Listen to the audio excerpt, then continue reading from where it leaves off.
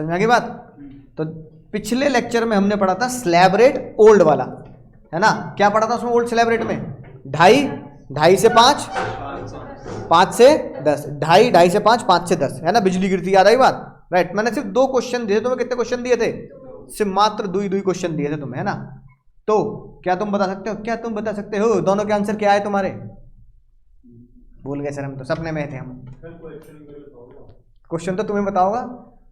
कितने लाख? 9 लाख और 9 लाख और 18 लाख। ऑनलाइन वाले बच्चे बताएंगे 9 लाख और 18 लाख में तुम्हारे हिसाब से कितना टैक्स जाएगा शिक्षा की पढ़ाई के, और शिक्षा के बेचारे के घुटने छिल गए उसके पैसे जोड़कर? बताएं। 9 लाख में 1.17 जाएगा। 1.17। बाकी बालक बताएं।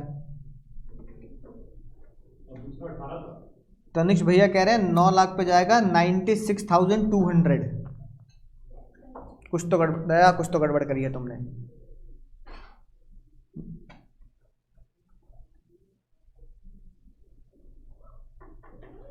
इतना ज्यादा नहीं बैठेगा यक्ष भैया, क्या कर रहे हो? अच्छा 18 लाख पे बैठेगा 3,66,600। तो ऑनलाइन वाले बाल को तुम ये बताओ, तुमने इसमें शिक्षा के पैसे जोड़ दिए नहीं जोड़ दिए?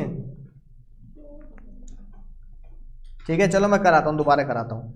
अब तुम बताओ भैया बच्चन साहब की तरह, भाइयों बहनों आज हम खेलने वाले हैं केबीसी। बताइए पहला पड़ाव क्या होगा? पहला पड़ाव क्या है? क्या है पहला पड़ाव? बोलो मुन्नी पहला पड़ाव, दांत मत दिखाओ अपने पीले पीले, जल्दी बताओ पहला पड़ाव क्या है? 2.5। दूसरा पड़ाव 5। और तीसरा पड़ाव बिजली कहाँ गिरेगी? बिजली कहाँ गिरेगी? 9 लाख पर। तो यानी कि अगले पड़ाव का अमाउंट मेरे लिए इररेलेवेंट होगा, क्योंकि मेरी कमाई अगले पड़ाव से पहले की है। झूले बनाएंगे हम, झूले, पहला झूला और दूसरे 2 झूले बन रहे हैं। पहले झूले में कितने रुपए को झूलाएं? राज की बात याद है क्या तुम्हें? याद है राज की बात? क्या टैक्स हमेशा एक्स्ट्रा इनकम पर निकलता है। तो 5 से 9 कितने एक्स्ट्रा कमाए? अब निकम्मो रेट थोड़ी भूल जाओगे। 5, अरे 5 20, और जब 10 से ऊपर जाता तो ही तो 30 लगाता। 10 से ऊपर मैं गया नहीं। 2.5 लाख का 5% 12,500। कोई तुम्हें नींद में उठा के पूछे तो भी तुम बता दोगे। अब तो याद हो गया ये, है ना? 2.5 लाख का 5%, 12,500। कैलकुलेटर यूज करने की जरूरत नहीं। 4 लाख का 20%, 80,000। Total tax 90। अब इस पे हाँ 3 और 1। अगर एग्जाम में अगर तुम्हें लग रहा है कि भैया पेपर बहुत लेंदी है, क्योंकि टेक्स्ट पेपर मोस्टली क्या होता है? लेंदी होता है। लेंदी बच्चे के हिसाब से इसलिए होता है कि बच्चा क्या करता है? प्रैक्टिस नहीं करता, है ना? राइट। तो आप चाहो तो इसमें गलत नहीं होगा, आईसीआई इसको अप्रूव करता है, इसमें गलत नहीं मानता। आप उसको बोल सकते हो, है ना, health and education cess, HECB आप लिख सकते हो फुल फॉर्म में, हेल्थ एंड एजुकेशन सेस। और 3 और 1 की जगह सीधा क्या लगा दो? 4%। तो ये भी अलाउड है। HEC लिखकर भी अलाउड होगा कि हेल्थ सेस अलग और एजुकेशन सेस अलग लिखो तो अच्छी बात है। लेकिन अगर एग्जाम में जल्दबाजी में करना है तो ये अलाउड किया जाता है।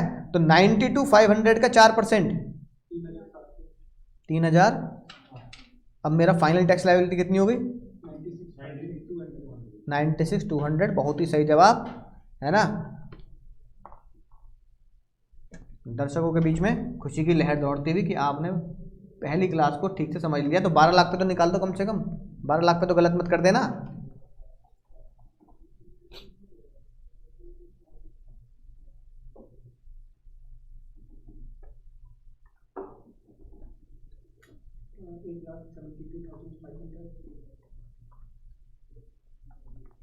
चेक करते हैं।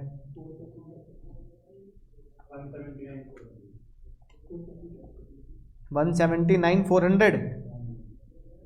नहीं सॉरी 12 तो गलत बोल दिया मैंने। कितना दिया था? 12 दिया था? 18। चलो 12 निकाल दिया, कोई नहीं 18 निकाल दो। 18 लाख 12 निकाल दिया, सही निकाला होगा तुमने। 18 लाख निकाल दो। हाँ 179,400 सही है। तो बताओ पहला पड़ाव, भाइयों बहनों बच्चों साहब पूछ रहे हैं पहला पड़ाव क्या होगा? 9 वहीं से शुरू होती है जहाँ से हम खड़े होते हैं। पहला पड़ाव 2.5, 5, फिर 10। और बिजली कहाँ गिरेगी? बिजली गिरी, आगे गिरी कहाँ? 18 पे। झूले बना दो भाई, झूले। पहला झूला 2.5 लाख का, दूसरा झूला 5 लाख का और तीसरा झूला 8 लाख का। झूले के रेट लिख दो भाई, 5, 20, 30। 12,500 fix, 1 lakh plus 2,40,000। Total tax 3,52,500। अब इसके शिक्षा के पैसे जोड़ दो 4%। 3 नहीं, शिक्षा के कितने पैसे जुड़ेंगे? 14,000। कितना आंसर आ गया? खेल खत्म। समझ गए? नहीं समझ गए? है ना? राइट। तो बात ये सर ऐसे क्वेश्चन कैसे सकते हैं? ऐसे क्वेश्चन आप कह सकते हैं एमसीक्यू में 1 नंबर के, क्योंकि 1 नंबर की तो कैलकुलेशन है ये, है कि नहीं बात? इससे ज़्यादा क्या कराएंगे? तो स्लैब रेट ओल्ड वाला हो नया वाला हो, दोनों में से एमसीक्यू में क्वेश्चन जरूर बनता है कि नहीं बात? अब नया वाला जो स्लैब रेट है जो इसी साल आया है, तो मुझे लगता है एमसीक्यू में उसके बनने के चांस ज़्यादा होते हैं। उसे हम आज सीखेंगे ना, उसे बनने के चांस ज़्यादा होते हैं, लेकिन कॉन्सेप्ट सेम ही है। इतनी बात समझ में आई? अभी हम ओल्ड ही सीख रहे हैं, अभी हम कौन सीख रहे हैं? नए पे नहीं जा रहे, अभी हम पुराना ही सीख रहे हैं, पुराना हिसाब किताब जो 10 साल पहले से चला आ रहा है। अब 10 साल पहले मैंने तुम्हें एक सस्पेंस बताया, सस्पेंस तुम्हें याद है? क्या तुम्हें याद है? हाँ सर याद है। हाँ, तो मैंने तुम्हें सस्पेंस की कहानी बताई थी। अगर अभी तो तुम्हारे दांत, अभी तो तुम्हारा ब्रश कहाँ तक जा रहा है? दांतों तक जा रहा है। हाँ नहीं, फिर दांत ब्रश तक आ जाएंगे, फिर कुछ दिनों बाद दांत ब्रश तक आ जाएंगे, है ना? बागबान देखिए, बागबान, ठीक है ना? बागबान देखिए। तो तब बूढ़े आदमी के लिए बेचारा चश्मे के पैसे नहीं है, जिसके पास चश्मे के पैसे ना हो बेचारा दांत कैसे जुड़वाए अपने नए, है ना? तो भैया वो समय ऐसा आएगा। तो ताई ने बहुत बड़ी मेहरबानी करी, बहुत बड़ी, मतलब पूरी दुनिया हिला दी ताई ने। बताओ क्या मेहरबानी करी ताई ने? कहा मेहरबानी मैं उस पर इतनी करूंगी, है ना? राइट। और ताई ने मेहरबानी में कहा मैं उन बूढ़े व्यक्तियों का स्लैब रेट की एग्जम्पशन बढ़ा दूंगी। और स्लैब रेट की एग्जम्पशन इतनी बढ़ाई कि दुनिया हिल गई। कितनी बढ़ाई? नहीं, 3 लाख, है ना? कितनी कर दी? 3 लाख कर दी, है ना? 2.5 से कितनी कर दी? और उन बूढ़े लोगों की उम्र रखी 60 साल। कितनी रखी? जो 60 साल के हैं, चलो मैं इनके लिखवाता, जो 60 साल के हैं उनके लिए एग्जम्पशन लिमिट को बढ़ा के कितना कर दिया? 3 लाख। यानी 3 लाख तक आपको क्या नहीं करना? कोई टैक्स नहीं देना। अगला पड़ाव क्या आता है बताओ? 3 लाख से कहां तक जाएंगे? हाँ, बच्चन साहब ने कहा भाई अगला पड़ाव सेम रहेगा। हाँ, अगला पड़ाव बिल्कुल सेम रहेगा भाई बहनों। कितने रुपए?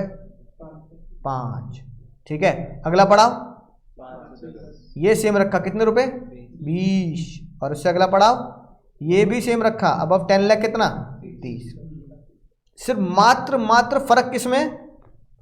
कि तुम्हें मिलेंगे 2.5 की माफी, तुम्हारे दद्दू को मिलेंगे 3 की माफी।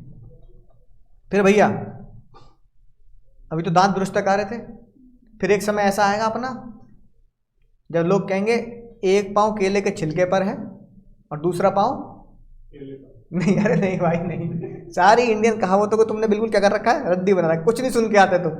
एक पांव केले के छिलके पर और एक पांव कब्र पर, ये है कहावत, है ना? समझ गए क्या मतलब वो इसका? बात फिसल लगे, केले के छिलके पर है, रपट लिए और फिर सीधा कब्र में। यानी कि इस उम्र तक तो खैर आजकल कोई नहीं पहुंचता, और वो उम्र ताई ने रखी 80 साल कि बिल्कुल बस ये समझ लो केले के छिलके पर बस सीधा कब्र में लेटे मिलोगे। लेकिन फिर भी जो बेचारा 80 तक पहुंच गया, ताई ने कहा भाई बहुत ज्यादा जी लिए तुम तो, इतने तो मैं भी एक्सपेक्ट नहीं करती मैं जी लूं, है ना? राइट। लेकिन फिर भी कोई 80 तक पहुंच गया तो उसका तो भैया भगवान ही मालिक है, और घर वाले तो बिल्कुल ही, है ना, ये दुआ बना रहे होंगे कब केले के पांव पे रपटे, और है ना तब रोटियां कम और दवा ज्यादा चल रही होगी, तब रोटियां कम और दवा ज्यादा चल रही होगी। पूरा शेड्यूल होगा दवाइयों, खाने से पहले, खाने के बाद, सोने से पहले, सोने के बाद, सोने के बाद कैसे घर वाले मुंह खोल के डाल देंगे भाई, है नहीं बात? तब ये दवाई चल रही है। 80 साल के बूढ़ा, बिल्कुल, है ना? तो ताई ने कहा भाई मैं समझ सकती हूँ दर्द, लेकिन 80 साल में जो दद्दू हैं हमारे, दद्दू के दद्दू जो भी रहे हमारे 80 साल के, उन्होंने एक बढ़िया काम किया। मेरे दद्दू गुजरे थे जब वो 82 ईयर्स के थे, है ना? हम तो खैर पहुंचना मुश्किल है क्योंकि दद्दू क्या थे, अच्छी लाइफस्टाइल के थे, है ना? तो मेरे दद्दू के लिए पार्टी का मतलब होता था गोलगप्पे टिक्की, दैट्स ऑल। तो हमारे लिए पार्टी का मतलब बहुत सारे जंक हो जाते हैं, है कि नहीं बात। जैसे भैया पिज्जा खा लो, ये खा लो, बर्गर खा लो, उनके जमाने में पार्टी का मतलब गोलगप्पे टिक्की है ना। तो हेल्दी लाइफस्टाइल था उनका, पोल्यूशन भी नहीं, गांव में विलेज टाइम पोल्यूशन नहीं होता। तो मेरे दद्दू प्रोफेसर थे, प्रोफेसर है ना, वो इकोनॉमिक्स के हेड थे, मतलब कॉलेज के प्रोफेसर भी थे। उनकी इकोनॉमिक्स की किताब आती थी CCS यूनिवर्सिटी की। इससे तुम देखोगे तो मैंने इस बुक के ऊपर फ्रंट पेज पे लिख रखा हुआ है ना, दिस डेडिकेटेड टू माई। नहीं अब तो नहीं रहे, ये देखो, इसलिए मैंने दद्दू का नाम लिखा है अपनी किताब में, लिखा है ना।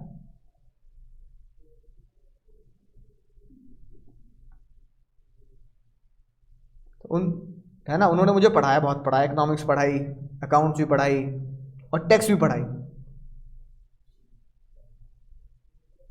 तो भैया तो दद्दू की याद में टैक्स की किताब मैंने दद्दू को डेडिकेटेड कर दी। तो दद्दू बस एक ही चीज से खुश रहते थे कि मैं 80 का होने वाला हूं, है ना। तो बस थोड़ी सी याददाश्त कमजोर हो गई थी बुढ़ापे में, तो बस बोलते थे कि 80 का कब होऊंगा मैं, दद्दू अभी 6 महीने और बाकी है। थोड़े दिन बाद 80 का कब होऊंगा, दद्दू अभी 4 महीने और बाकी है। उन्हें 80 के होने में इतना लगा, पता क्यों था? क्योंकि दद्दू पहले से क्या थे, पढ़े लिखे थे, प्रोफेसर थे, तो उनकी पेंशन आती थी। क्या आती थी? पेंशन आती थी। तो शुरू में तो प्रोफेसर की तनख्वाह कम होती थी, लेकिन जब दद्दू हमारे रिटायर हो गए तो उन्होंने जिंदगी में इतना नहीं कमाया जितना पेंशन से कमा लिया। कि सरकार ने क्या किया, 7th पे कमीशन से पेंशन बढ़ाई। दद्दू बड़े खुश रहते थे, पता क्यों? क्योंकि दद्दू की पेंशन आती थी हमारी 50,000 रुपये महीना। कितनी? और जैसी दद्दू 80 के हुए, उनका खुशी का ठिकाना नहीं रहा। क्यों? क्योंकि 80 साल के होते ही ताई ने दद्दू की माफी 3 से बढ़ा के पता कितनी कर दी? 5 लाख। यानी कि दद्दू को 5 लाख तक क्या नहीं करना,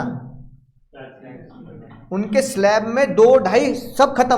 दद्दू बहुत हैप्पी, है ना, हिसाब के बहुत पक्के थे हमारे, है ना दद्दू।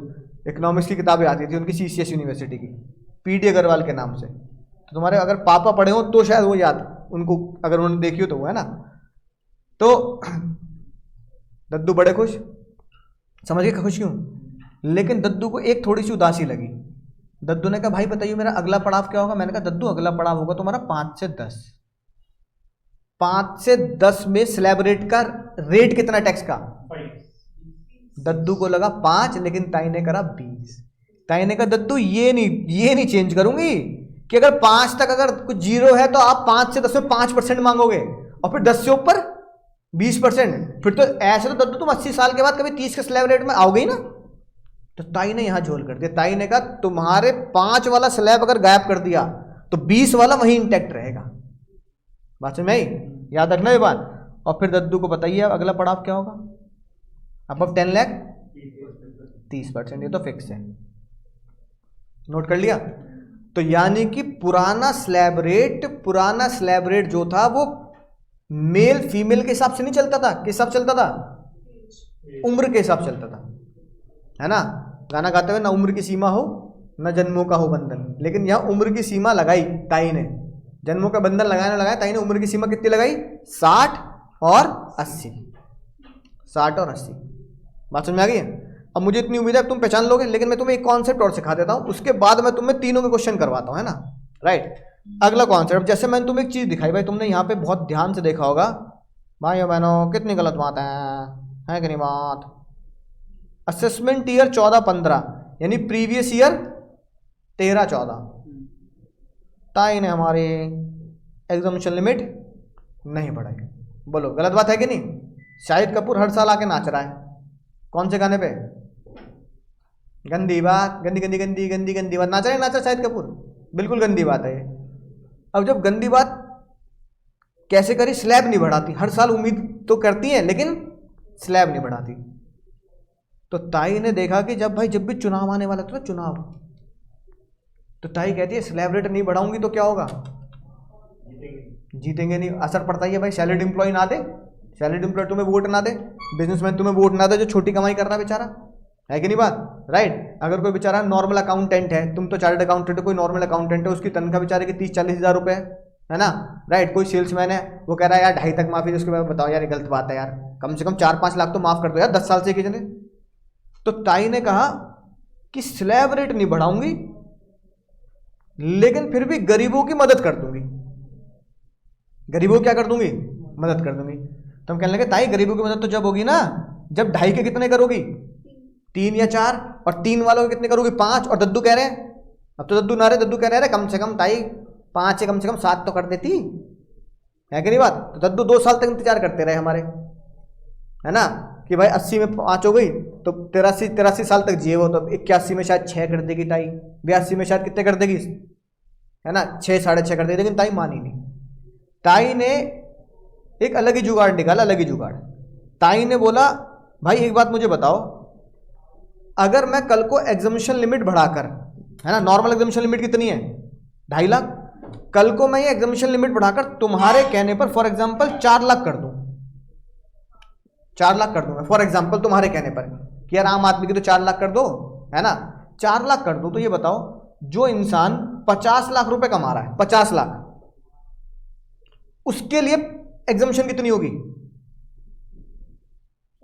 4 ही होगी ना, क्योंकि वो भी अपना स्लैब कहां से शुरू करेगा 4, अगला पड़ाव कितना आएगा मान लो, अगला पड़ाव उन्होंने क्या कर दिया 10 कर दिया, और फिर अगला पड़ाव क्या कर दिया मान लो, है ना, मान लो अगला पड़ाव 15 कर दिया, ऐसे कुछ पड़ाव बना दिए, सबकी एग्जामिशन बढ़ा दी, 5 की 10 कर दी और 10 वाले की 15 कर दी।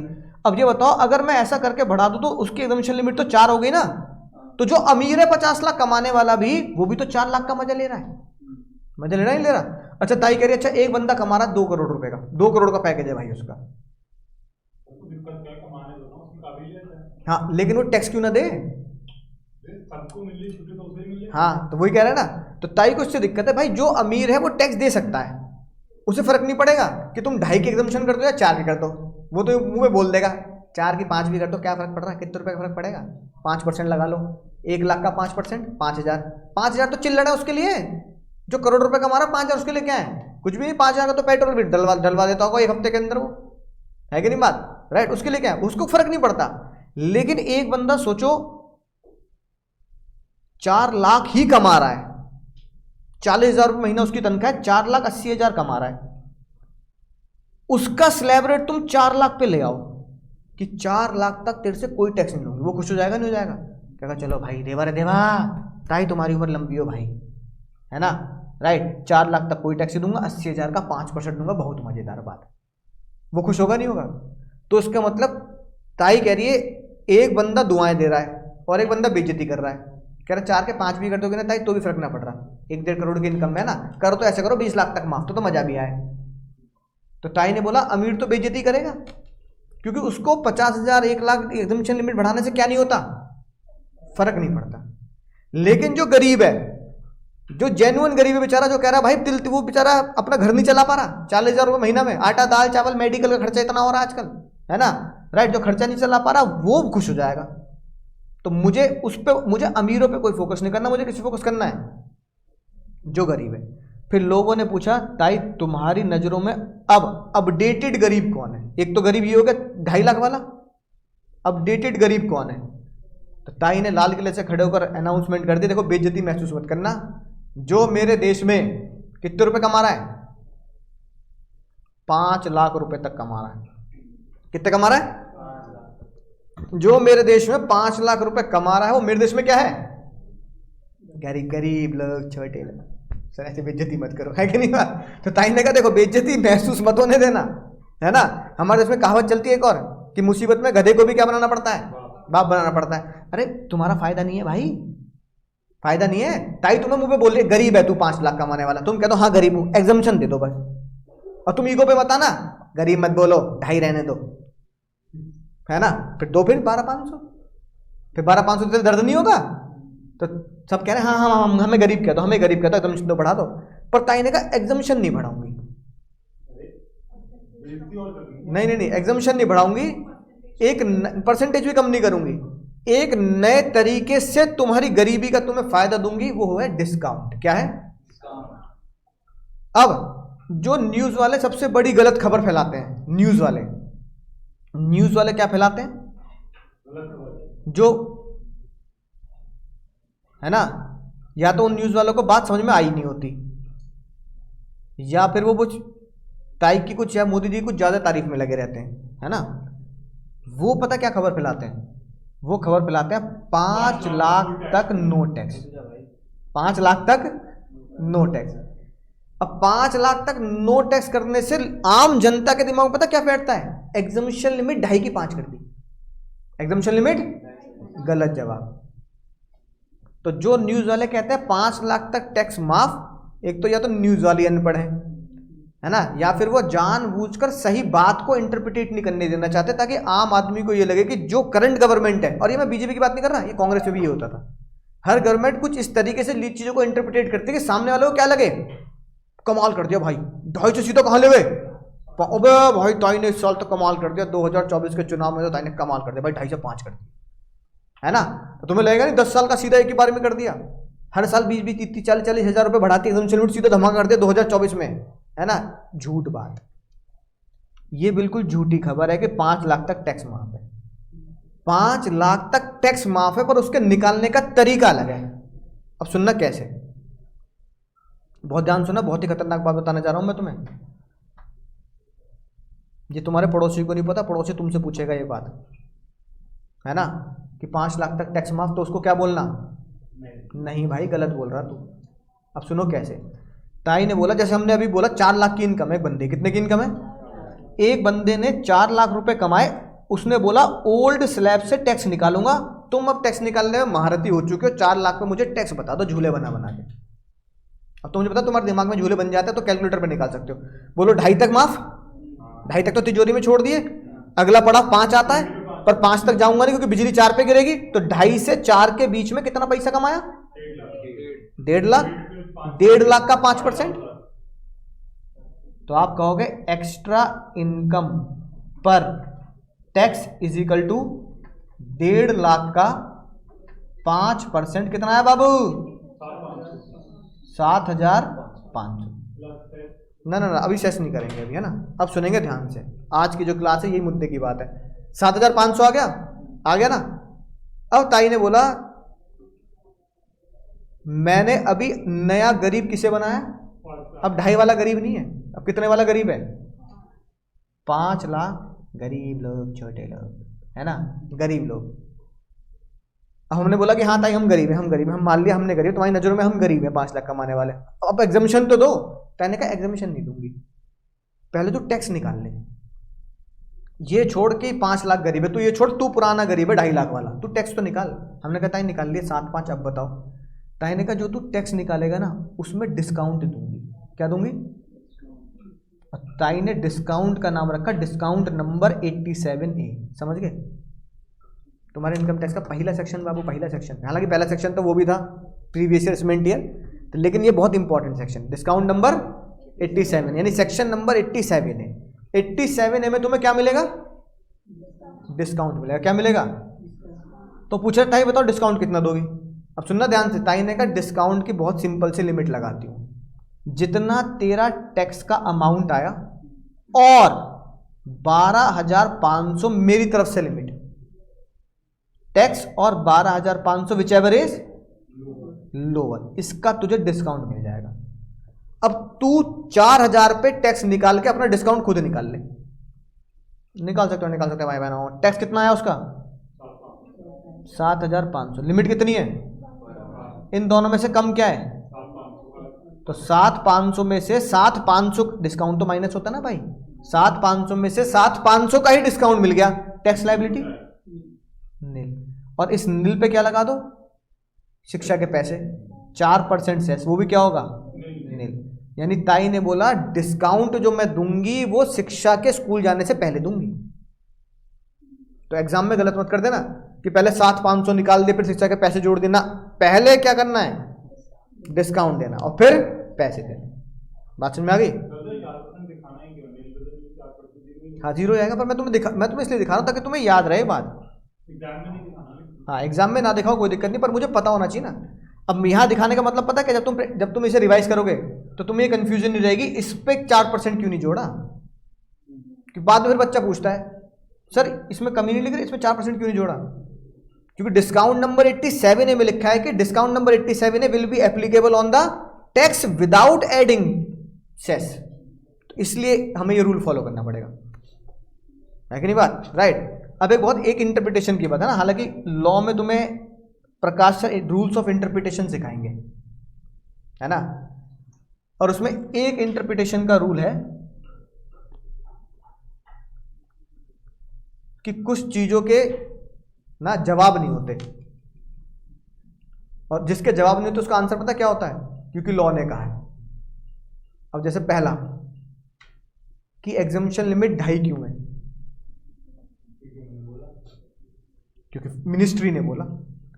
तो मिनिस्ट्री के गड़े मुर्दे नहीं उखाड़ने कि मिनिस्ट्री ने क्या सोचा 2.5 को 2.5 रखने के लिए इतने सालों तक। अब या तो ताई की टेबल पे बैठो, फिर ताई से सवाल जवाब करो, 14-15 में तुमने क्या सोचा ताई, अच्छा 20-21 में क्या सोच लिया, अच्छा ये बता दो, अब तो कोरोना भी खत्म हो गया, लोग बाग की इनकम भी बढ़ रही है, अब तो काम भी चल रहा है, तुम 23-24 में भी इतना ही रख रही हो, है ना। तो ताई से तुम पूरे, ताई कह देगी मेरी कमेटी बुला लो भाई, फाइनेंस मिनिस्ट्री बुला लो पूरी, फाइनेंस मिनिस्ट्री में 500 लोग हैं, 400 लोग हैं, तो सबसे पूछोगे सवाल, तो सवाल पूछ नहीं सकते, क्योंकि वो कहाँ लिखी है बात। तो there is a rule of interpretation, जो लॉ में पढ़ोगे तुम, प्रकाश सर आपको पढ़ाएंगे कि in some cases the answer, the interpretation is that because law says this, law maker says this, या जज ने ऐसा बोला है। बालफर से बालफर याद है ना,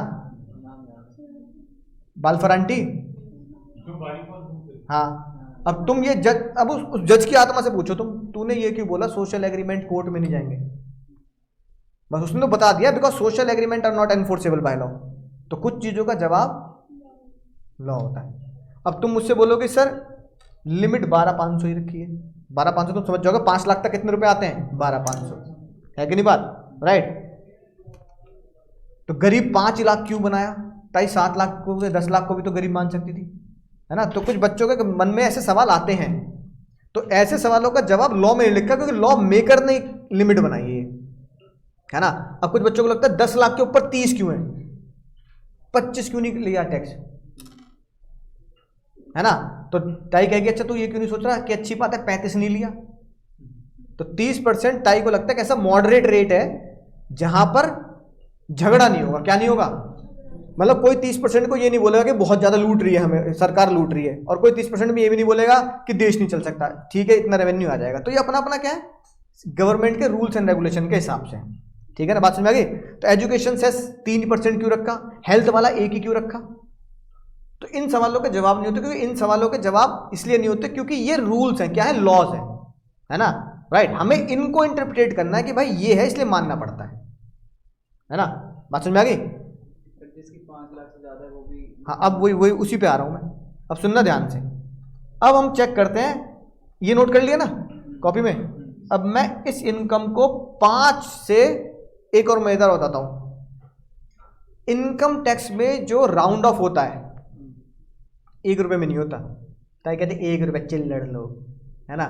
इनकम टैक्स में राउंड ऑफ करती है ताई 10 रुपए में, यानी कि अगर तुम्हारा आंसर आया यहाँ पे 7,502 रुपए, तो तुम 7,500 कर देना, और आंसर आया 7,506 रुपए 7 रुपए, तो 510 कर देना। तो 2, 4, 5 रुपए में ताई को गुस्सा आता है, ताई कहती 10 रुपए राउंड ऑफ करो, नाटक मत करो मेरे साथ अकाउंट्स वाले, है कि नहीं बात, राइट। तो इसलिए आंसर में भी हमें क्या करना पड़ेगा, 10 रुपए में राउंड ऑफ करना पड़ेगा। हालांकि हम तो आंसर अभी हमारे राउंड ऑफ में आ रहा है 10 रुपए में ना। अब मान लो मैं 10 रुपए से नहीं बढ़ा रहा, मैं कह रहा हूं ताई ने 5 लाख वाला गरीब माना, लेकिन मेरी इनकम अब 4 लाख नहीं है, अब मेरी इनकम हो गई है फॉर एग्जाम्पल 5,10,000 रुपए,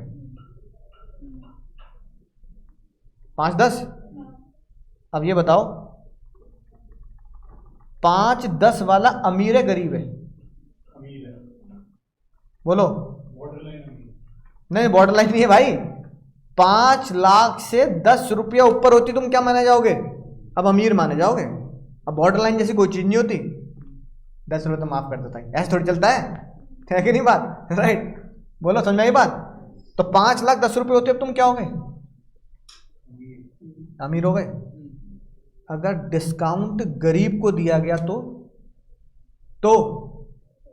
अमीर को, क्यों दिया जाएगा, तो अमीर को थोड़ी मिलेगा, क्योंकि वो किसके लिए है, अमीर को तो ईगो है, कर लो कितना करोगे हमें क्या फर्क पड़ता है ना। अब ये कई लाख कमाने वालों का दर्द, कई लाख कमाने वालों की ईगो दर्द बन के आई किन के लिए, जो 5.5 लाख 6 लाख 7 लाख इतने ही कमा रहे हैं।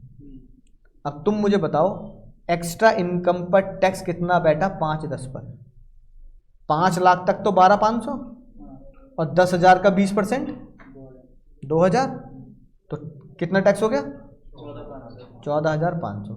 फिर तुम्हारी अंतरात्मा खूब कूद कूद के उछल उछल के बोलेगी लगा दे 87 ए, लगा दे भाई, लगा दे, गरीब आदमी। लगा देंगे क्या? नहीं, लगा मत देना भाई, गलत हो जाए क्वेश्चन। तुम्हारा टैक्स लायबिलिटी कितनी हुई है? अब इस पे क्या लगाना पड़ेगा? हाँ, अब इस पे लगाओ 4% हेल्थ एंड एजुकेशन सेस। कितना? 580। अब तुम्हारा आंसर आ गया।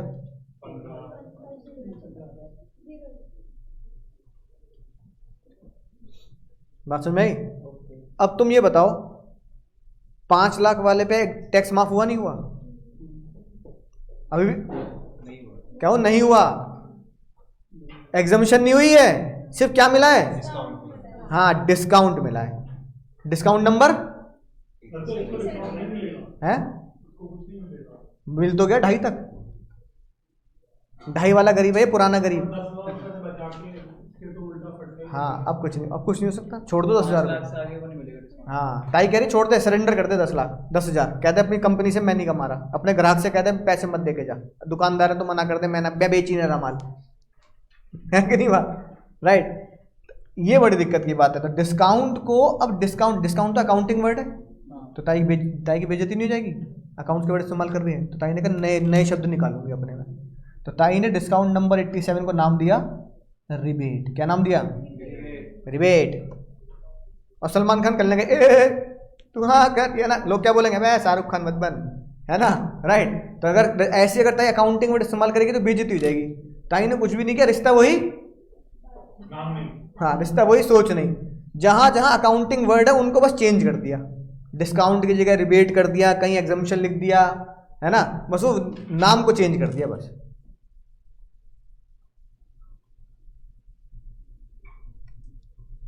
बोलो भाई, इतनी बात समझ में आ गई, है ना? अब हटा दूं या नोट कर लिया? तो डिस्काउंट नंबर 87A को याद रखेंगे, कब तक मिलता है? अगर आप 5 लाख तक हैं, यानी 5 लाख वाला भी गरीब है, 5 लाख वाला भी गरीब है।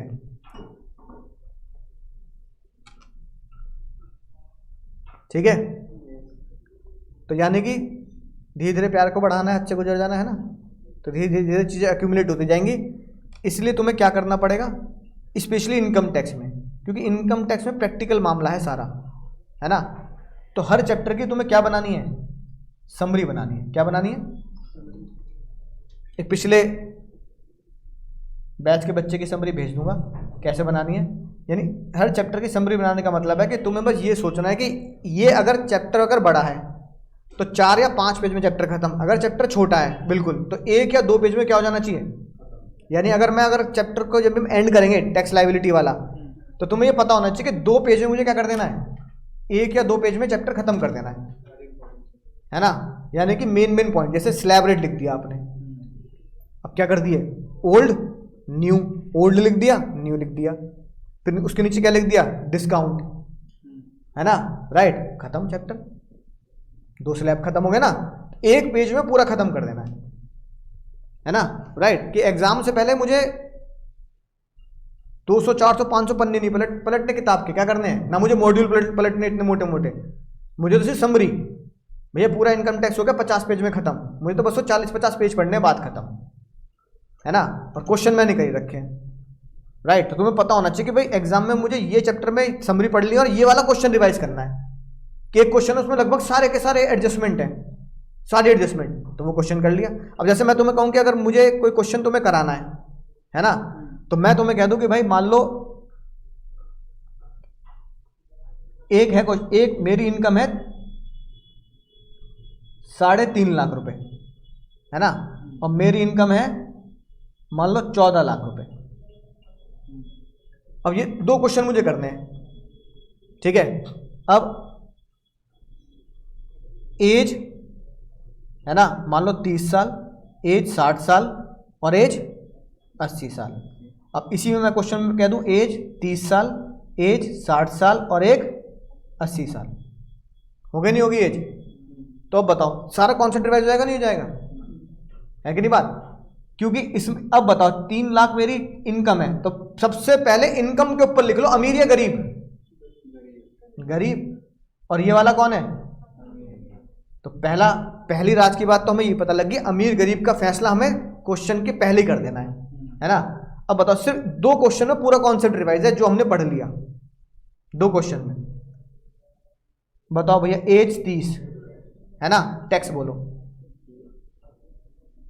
ना, टैक्स 0 कैसे हो गया? डिस्काउंट नहीं देंगे। नहीं पहले अरे तो बताओ, तो क्वेश्चन तो पूरा सॉल्व करना पड़ेगा। नालायक 0 बोल के शुरू। कितनी एग्जामिशन? 1 लाख की टैक्स की तो 1 लाख 5% बनेगा। 2.5 लाख एग्जाम्ड, 2.5 से ऊपर कितना एक्स्ट्रा कमाए? 1 लाख 1 लाख। अब 1 लाख पे टैक्स कितना आएगा? 5% का तो 5,000। 5,000 एक्स्ट्रा इनकम टैक्स 1 लाख का 5%, 5,000 तो एग्जाम में सॉल्व करके तो जाना पड़ेगा। अब डिस्काउंट दूं ना दूं? 87 है, बोलो कितना? टैक्स की लाइबिलिटी और 12,500, क्या कम है इसमें से? आंसर टैक्स की लाइसेंस तो 5,000 बनेगा। 5,000 का बड़े बड़े तुम्हें छोटी छोटी बात ऐसे नहीं बेटा, है ना। 87 है डिबेट में। हाँ रिबेट, रिबेट की तरह। रिबेट अंडर सेक्शन 87 है। 3.5 लाख रुपए कमाता हूं, उम्र 60 साल है, सर 3 लाख एग्जम्पशन कितनी है? 50,000 तो बताओ एक्स्ट्रा इनकम कितनी हुई? तो 2,500 टैक्स होगा। 50,000। 50,000 का 5%, 2,500। रिबेट मिलेगी नहीं मिलेगी? तो रिबेट का है ना, उम्र से कोई लेना देना नहीं है, सबको मिलती है, सबको मिलती है। और ऐसा भी नहीं है कि रिबेट में बड़ी उम्र वालों को ज्यादा डिस्काउंट है, ऐसा भी नहीं है। रिबेट फिक्स है इररेस्पेक्टिव ऑफ द एज। तो रिबेट बोलो, 2500 का टैक्स और 12,500 की लिमिट, क्या कम है? 2500। आंसर क्या हो गया? नहीं। अब उम्र 80 साल, सीधा ही 0 कर। एग्जम्पशन कितनी है? 5 लाख माफ, और मेरी कमाई कितनी है? 3.5। तो यहां तो पहली माफ हो गई, तो रिबेट तक जाने की जरूरत ही नहीं है भाई, क्योंकि यहां तो पहली माफ है। तो क्या कर दोगे? टैक्स लाइबिलिटी नील, एक्स्ट्रा टैक्स है ही नहीं, यहां सीधा ही नील हो जाएगा, है ना। तो यहां पर रिबेट वाला कोई कॉन्सेप्ट है ही नहीं, यहां रिबेट वाला कॉलम क्या रहेगा? खाली रहेगा, क्योंकि रिबेट तक तो जब पहुंचोगे जब तुम्हारा टैक्स निकल के आए। जब 5 लाख वाले का टैक्स ही नहीं निकल के नहीं आ रहा, तो रिबेट क्या करना है कि नहीं? बात बोलो, समझ गए सर? नहीं नहीं बोलो, समझ गए सर, है ना। अब अमीर की बात करते हैं, अमीर की। 14 लाख वाला अमीर हो गया। अब बताओ 14 लाख पर कितना टैक्स है? दोबारा प्रैक्टिस हो जाएगी तुम्हारी। 2,32,500। सबको निकालने दो, ऑनलाइन वालों को भी निकालने दो। ऑनलाइन वाले बाल को तुम भी बताओ। 14 लाख पर टैक्स, उम्र 30 साल, 2 क्वेश्चन, पूरा कॉन्सेप्ट रिवाइज।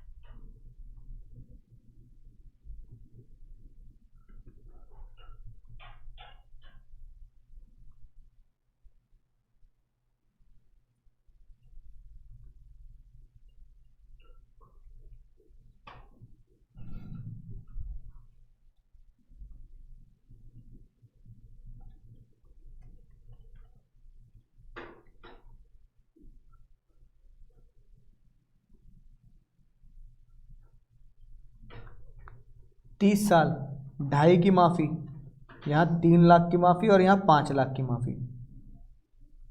2.5 की लिमिट, 3 लाख की लिमिट, 5 लाख की लिमिट। सबके आंसर मैच होने चाहिए। अब मुझे सीधा फाइनल टैक्स लायबिलिटी बताओ। बताओ क्या यहाँ रिबेट, यहाँ डिस्काउंट मिलेगा? तो तीनों में कॉमन बात है, no rebate of 87 A, section 87 A applicable नहीं होगा यहाँ पर, क्योंकि सेक्शन 87 ए तभी एप्लीकेबल होता है जब जब जब इनकम की या कितनी हो 5 लाख तक हो, तो डिस्काउंट की कोई बात नहीं करने वाले हम।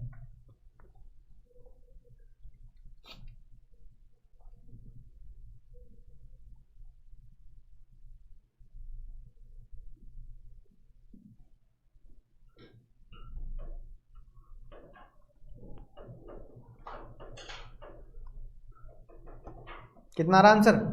सर 241,800 ऑनलाइन वाले बच्चों बताओ, क्या सभी का 2? ये आफ्टर सेस है। हाँ आफ्टर सेस 241,800 आंसर। हाँ 239,200 228 और दद्दू 228,800 बिल्कुल सही है, 241,800, यानी सभी बच्चों ने ये निकाला, इसका मतलब ये तो आंसर सही है। मीराज भैया कह रहे हैं 239,200, बहुत बढ़िया। और ये भी आंसर ऑनलाइन वालों का मैच कर रहा है, यानी कई बच्चों का आंसर आ रहा है, तो इसका मतलब ये आंसर बिल्कुल सही है। किसी का अलग आ रहा है तो बताओ, फिर निकालेंगे वरना नहीं निकालेंगे। झूले झूले बनाओ बस, झूले झूले, सावन का महीना आएगा, झूले झूलेंगे। सारे सही हैं, बिल्कुल सही।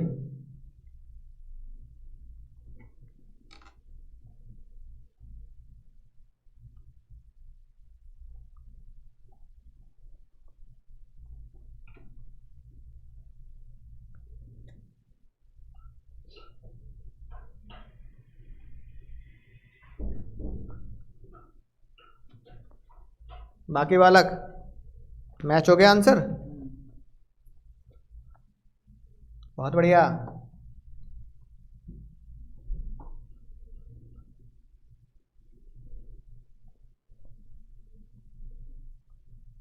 तो ये बिल्कुल आंसर तुम्हारे बिल्कुल परफेक्ट।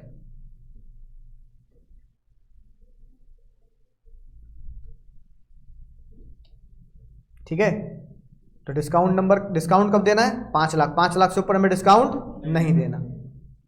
उम्र के हिसाब से क्या होता है? उम्र के हिसाब से पड़ाव चेंज हो जाते हैं, एग्जम्पशन लिमिट बढ़ती है कि नहीं बात?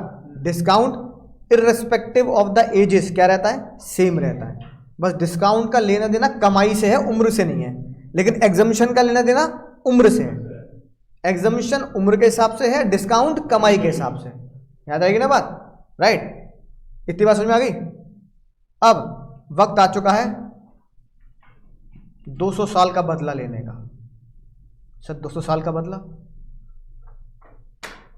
बोलो, 200 साल का बदला कैसे लेना है सर?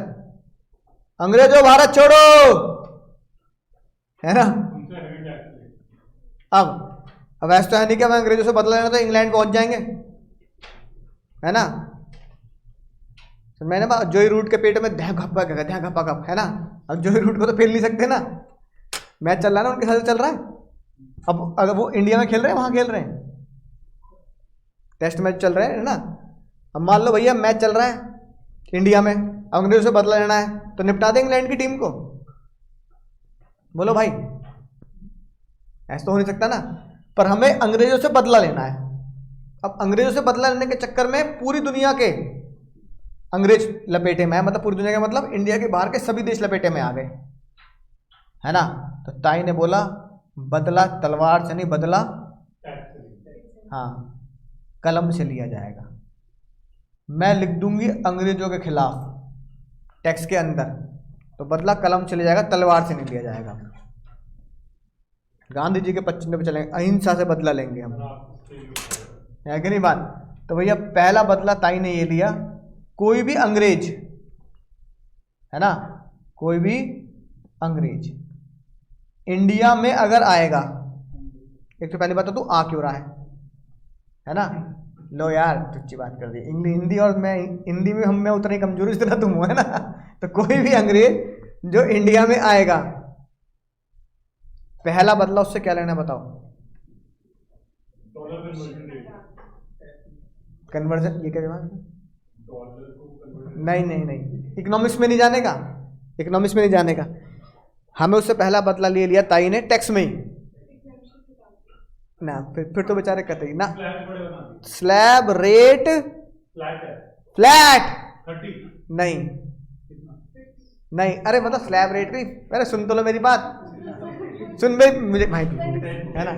स्लैब रेट फ्लैट नहीं, स्लैब रेट फ्लैट सेम रखा हर उम्र के लिए, और तुम्हारे ऊपर दया कर दी ताई ने कि अंग्रेजों का अलग नहीं बनाया। 60 से नीचे वालों का स्लैब बोलना, कितनी माफी होती है 3 लाख है 60 से नीचे। ढाई तो अंग्रेज की उम्र कितनी हो, बदला नंबर 1, पहला बदला 2.5 लाख की ही माफी मिलेगी। पहली बात तो मैंने ताई को बोला, ताई को तुम्हें माफी देनी नहीं चाहिए थी, तुम तो यूं कहती 1 रुपये भी कमाएगा टैक्स भरेगा तू, लेकिन ताई ने कहा चल कोई बात नहीं यार, है ना, आ रहा कम से कम कमा रहा है ना। 2.5 की ही माफी मिलेगी irrespective of the age, at any age. समझ में आ गई बात। अब इसका मतलब, अब पहला सवाल होश में जवाब देना। हमारे दद्दू उम्र 80 साल, हमारे दद्दू हैं इंडिया के, बोलो माफी बोलो। सर 3 लाख हाँ अच्छा 5 लाख कहता हूँ तुम्हारे जैसे बालक हो ना, किसी ने लटक जाऊंगा पंखे से, तुम्हारे नाम लिख के जाऊंगा इन बच्चों के, वैसे टीचर ने की आत्महत्या। क्वेश्चन नंबर 2, पढ़ने के बाद ही गलत बोल रहे हो। क्वेश्चन नंबर 2, पीटर के दद्दू, पीटर के दद्दू, बड़े पीटर, दद्दू पीटर, उम्र 80 साल, स्टिल हो गया नहीं हो गया, बात समझ में आई। अगर मैं इसी क्वेश्चन में, सुनना ध्यान से, मैं बढ़ा नहीं रहा क्वेश्चन, अगर मैं इसी क्वेश्चन में लिख दूं यहां पर 80 साल, है ना, लेकिन ये बंदा इंडिया का रेजिडेंट ना होके अंग्रेज है, और अंग्रेज को इनकम टैक्स से बोला जाता है नॉन रेजिडेंट, क्या है, तो ये वाला आंसर तो ठीक आएगा। 60 और 80 का आंसर कौन सा होगा, वो भी इसी के साथ आएगा, वो ये वाला आएगा, है ना, सेम आएगा नहीं आएगा, यानी 2.5 वाला, इसमें आएगा मजा, है ना, उसमें तो नहीं आएगा, इसमें आएगा मजा। चलो इसको मैं एक और बना देता हूं ताकि तुम्हें, अब सुनेंगे ध्यान से। कमाई कितनी, 14 लाख। इस बार वो कौन है, नॉन रेजिडेंट,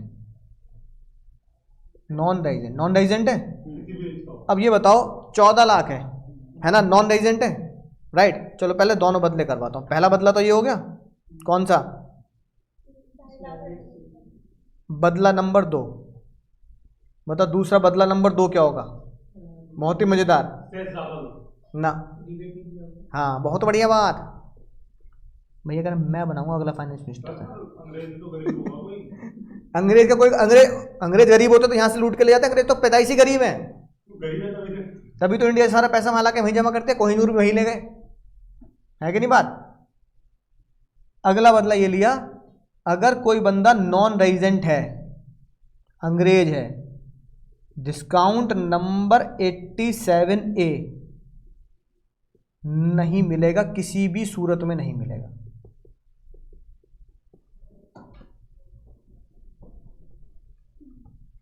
लेकिन ये बदला किससे लेना है, रेजिडेंट से नहीं, किससे लेना है, नॉन रेजिडेंट से लेना है। तो हमने अंग्रेजों से 2 बदले लिए। अगर कोई बंदा इंडिया में नॉन रेजिडेंट है तो भाई देख, पहली तेरी एग्जामिशन लिमिट होगी फिक्स, उम्र तेरी कितनी हो, तो दद्दू क्यों ना हो, 80 साल का 85 साल का, हम तेरे को 2.5 की माफी देंगे। शुक्र मना तो 2.5 की माफी दे रहे हैं, वरना तो देनी भी ना चाहिए माफी, है कि नहीं बात। और डिस्काउंट नंबर 87 है, भूल जा, तुम इतने गरीब हो, तुमने वैसे हमारा इंडिया से सोना लूट लूट के वहां लेके अमीर हो गए, तो इससे ज्यादा तुम्हें हम गरीब क्या माने, तो हमारी नजरों में तुम गरीब हो ही नहीं, है ना, तो तुम्हें डिस्काउंट नंबर 87A नहीं मिलेगा। ठीक है। अब अगर मैं ये क्वेश्चन तुमसे कहूं, ये सॉल्व करो, इस बार 14 लाख की कमाई है और आप नॉन रेजिडेंट हैं, एज सेम, 30 साल उम्र, 60 साल उम्र और 80 साल उम्र। सबसे पहले फैसला कर लो कि 14 लाख की अगर कमाई है, डिस्काउंट मिलेगा नहीं मिलेगा, डिस्काउंट तो मिलना नहीं मैटर रहेगा है ना, तो डिस्काउंट तो मिलना नहीं है।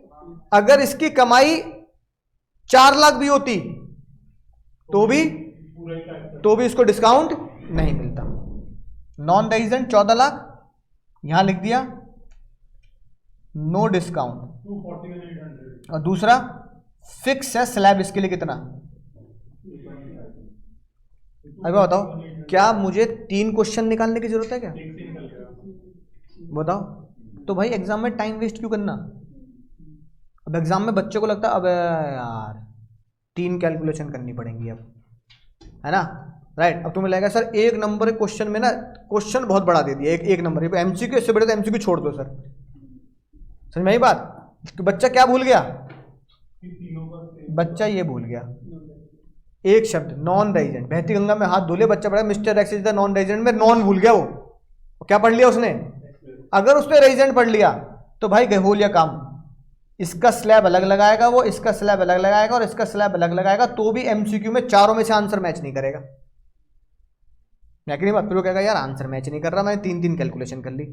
रीजन बीइंग तीनों के लिए आंसर क्या है? सेम। अब क्या बोलोगे? As if any person is non resident then only 2.5 lakh is exempt irrespective of the age, यानी एट एनी एज असेसी, है ना। तो एक ही लगाना है।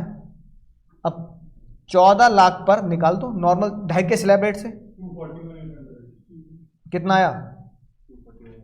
241,800 इज फाइनल आंसर। सेस भी लगाएंगे ना? हाँ सेस लगाएंगे, सेस लगा के तो बताया तुमने, है ना। जो 30 साल का है उसका आंसर भी 241,800, जो 60 साल का है उसका आंसर भी 41,800, और जो 80 साल का है उसका आंसर भी 41,800। बताओ तीनों के आंसर 41,800 कैसे हो सकते हैं? एनआरआई मत बोलो, एनआरआई नहीं है, नॉन रेजिडेंट है। तीनों के आंसर सेम क्यों हो सकते हैं? क्योंकि तीनों के आंसर इसलिए सेम है क्योंकि नॉन रेजिडेंट पर सिर्फ एक ही स्लैब है, इररेस्पेक्टिव ऑफ द एज, है ना। इतनी माफी है हर एज पर। तो यानी हमारे दद्दू के लिए 3 की भी माफी होगी, और 80 साल पे पहुंच गए तो 5 की माफी होगी। लेकिन एक अंग्रेज 30 साल का हो, 60 साल का हो या 80 साल का हो, उसे कितनी माफी दे रहे हैं? 2.5 लाख, है ना। बोलो इतनी बात समझ में आ गई? अब अगर मैं यहां पर, ये तो तुमने नोट कर ही लिया ना,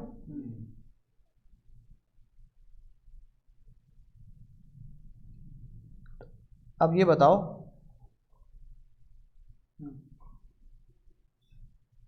अगर अब मैं यहां पर 3.5 के ऊपर इसे क्या बना दूं? नॉन रेजिडेंट, है ना। उम्र 30, उम्र 60 और उम्र 80, कमाई 3.5। तो अभी तो एज पे जाने की जरूरत ही नहीं है, पहले तो हमें कमाई के ऊपर ही फैसला कर देना है। पहला फैसला कमाई के ऊपर कर देना है, क्या? अमीर गरीब का। ये बताओ नॉन रेजिडेंट के लिए ये अमीर है गरीब है? नहीं, कोई मतलब नहीं, अमीर है। ये अमीर ही है।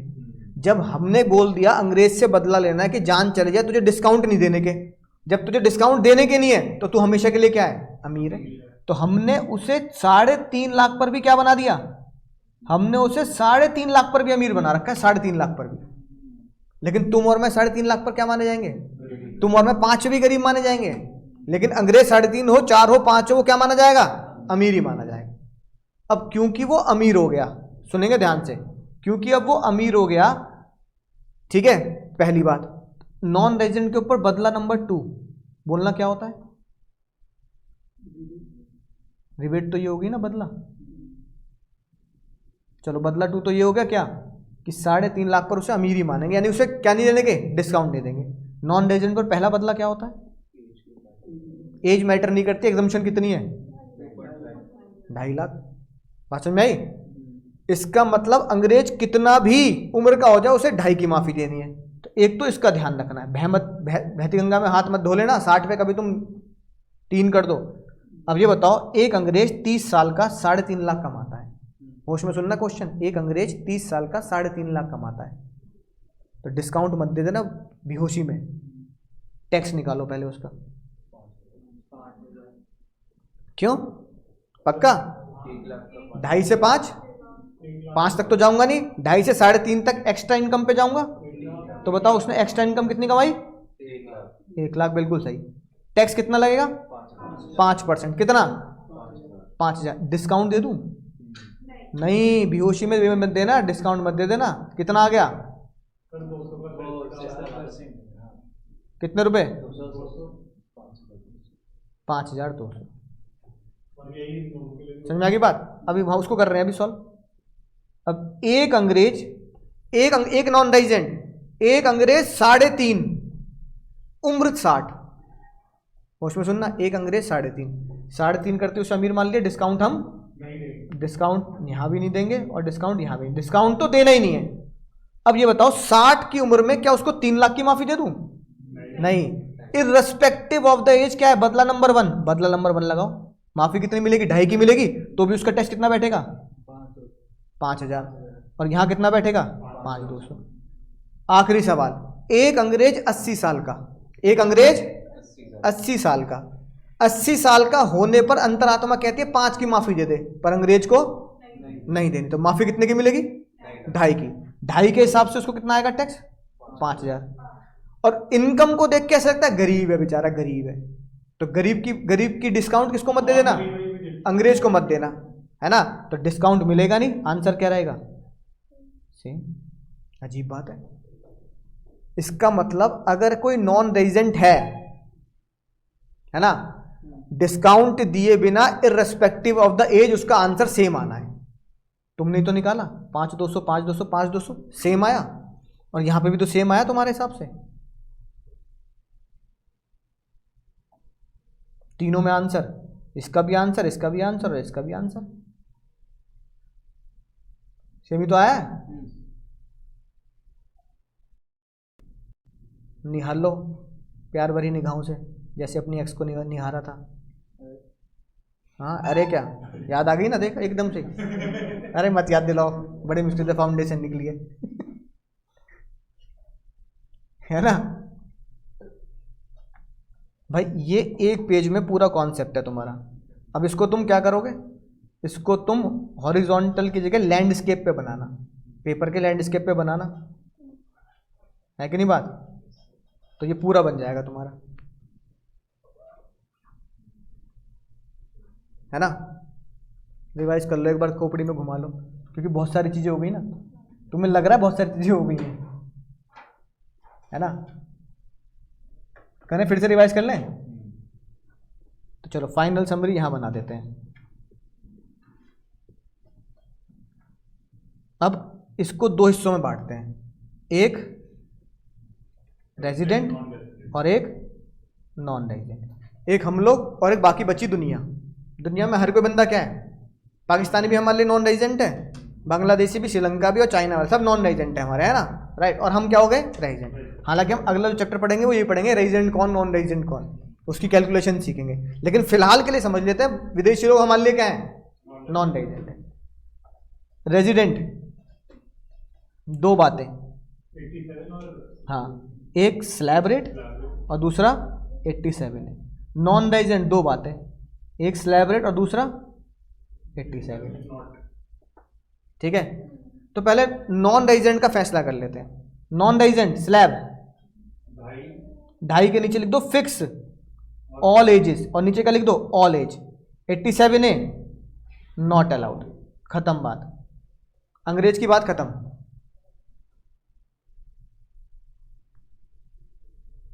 है ना? फाइनल समरी यही तो बनी कि नॉन रेजिडेंट हो तो स्लैब कर दो हर उम्र का 2.5 वाला, हर उम्र का 2.5 वाला, बात खत्म। और डिस्काउंट नहीं मिला भाई तुम्हें बिल्कुल भी, डिस्काउंट के बारे में बात मत करना हमारे यहाँ, ठीक है ना? रेजिडेंट की बात करते हैं। रेजिडेंट को डिस्काउंट मिलता है नहीं मिलता? मिलता है, लेकिन उसके लिए कमाई कितनी होनी चाहिए? तो आप कहोगे, राइट लगाओगे, इफ इनकम कितनी? Up to 5 lakh. 5 लाख से ऊपर मत चले जाना।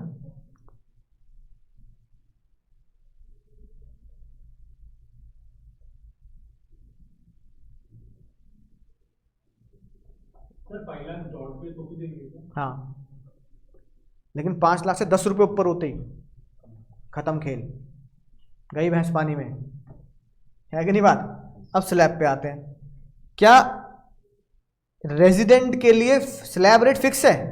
नहीं, एज के हिसाब से एज के हिसाब से। तो यहां हमें स्लैब तीन बनाने पड़ेंगे। एज वाइज देखना पड़ेगा, है ना। बिलो 60, क्योंकि 60 पे तो फिर बुढ़ापे में आ जाएंगे। एज आप लिखोगे लेस देन 60, फिर क्या लिखोगे 60 एंड लेस देन 80, और यहाँ क्या लिखोगे 80। 60 पे कितना स्लैब, कितनी एग्जम्पशन है? 2.5। यहाँ कितनी है? 3। और यहाँ कितनी है? 5। ये मेरी एग्जम्पशन लिमिट हो गई, लिमिट। बस हो गया तुम्हें याद। अब कोई भी क्वेश्चन आ जाए इसके हिसाब से सॉल्व कर देना। क्वेश्चन में लिखा हुआ है नॉन रेजिडेंट, तो बस फिर सीधा तुम्हारा खोपड़ी तुम्हें यहां घूमनी चाहिए, तुम्हारी खोपड़ी कि स्लैब में 2.5 दूंगा, डिस्काउंट दूंगा, नहीं, बात खत्म। अगर क्वेश्चन में लिखा हुआ है रेजिडेंट, तो खोपड़ी फिर इस तरफ घूमनी चाहिए, स्लैब में उम्र लगाऊंगा और डिस्काउंट दूंगा।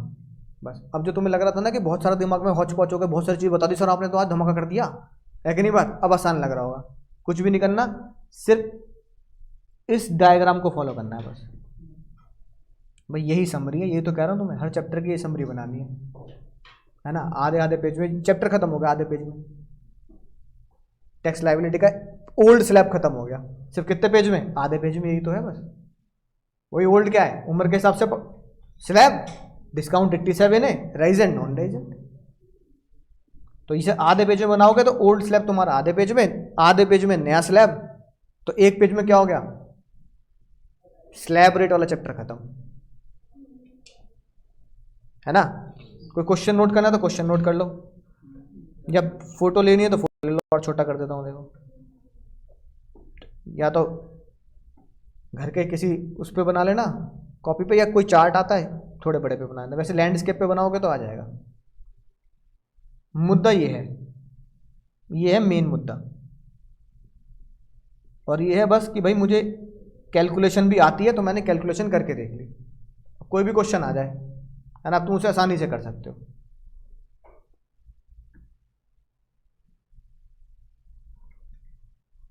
हो जाएगा ना अब सॉल्व।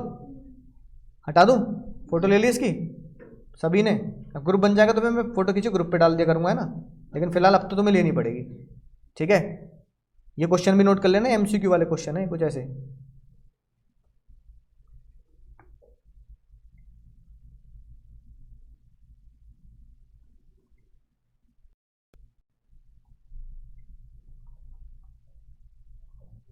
ये रहा। तो चाहे पढ़ो या मत पढ़ो उससे कोई फर्क नहीं पड़ता, है ना। ये लिखी बात। डिस्काउंट नंबर 87 है, अमाउंट 12,500, ये भी पढ़ाऊंगा बाद में, है ना। ये क्या चीज़ है?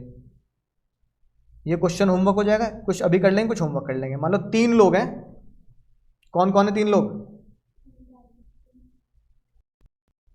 है ना।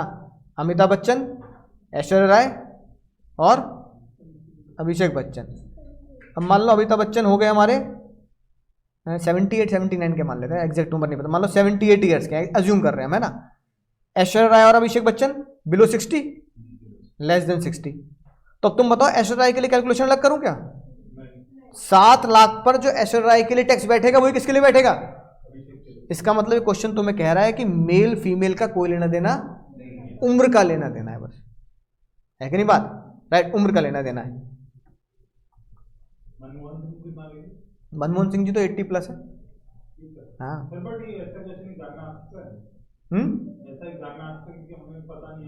नहीं, ऐसा एग्जाम में नहीं आएगा।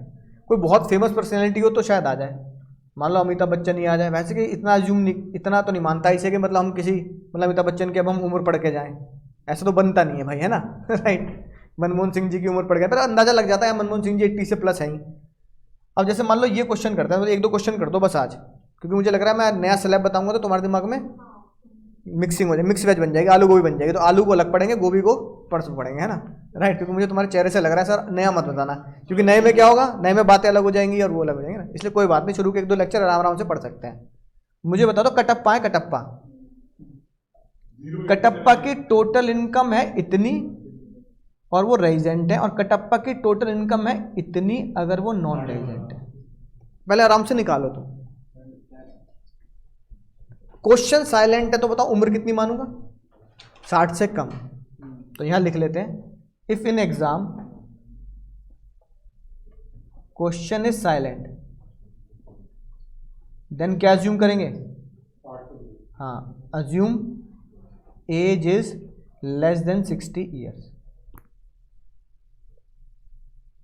क्वेश्चन अगर साइलेंट है तो आप एज 60 से कम मानेंगे एग्जाम में।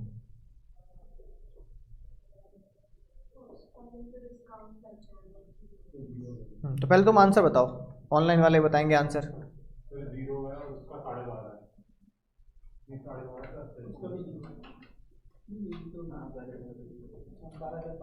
उसका 13,000 हो जाएगा। देखो रेजिडेंट है अपना, वो एसआर के डायग्राम याद करो। रेजिडेंट है, स्लैब में उम्र होगी नहीं होगी, तो रेजिडेंट है तो एज वाइज भी चलेंगे। डिस्काउंट मिलेगा नहीं मिलेगा? 87 ए भी मिलेगा। एज 60 से कम है तो 2.5 वाला स्लैब लगेगा और डिस्काउंट दे दो, तो 0 हो गया ना, टैक्स कितना आएगा? 0। टैक्स नील आएगा, है ना। कटप्पा जो नॉन रेजिडेंट है उनकी 5 लाख की इनकम है, एग्जैक्ट 5 लाख। तो अगर ये नॉन रेजिडेंट ना होते तो आंसर नील आता डिस्काउंट के बाद। इसमें 13,000। तो नॉन रेजिडेंट को क्या बोलोगे? एज की कोई सीमा नहीं है, फिक्स दे दो 2.5 लाख रुपए और डिस्काउंट नहीं मिलेगा। कितना है आंसर? 13,000। देखो मैच कर लेते हैं, देखो आंसर यहाँ दे रखा है नील 13,000। नीचे नोट क्या डालेंगे?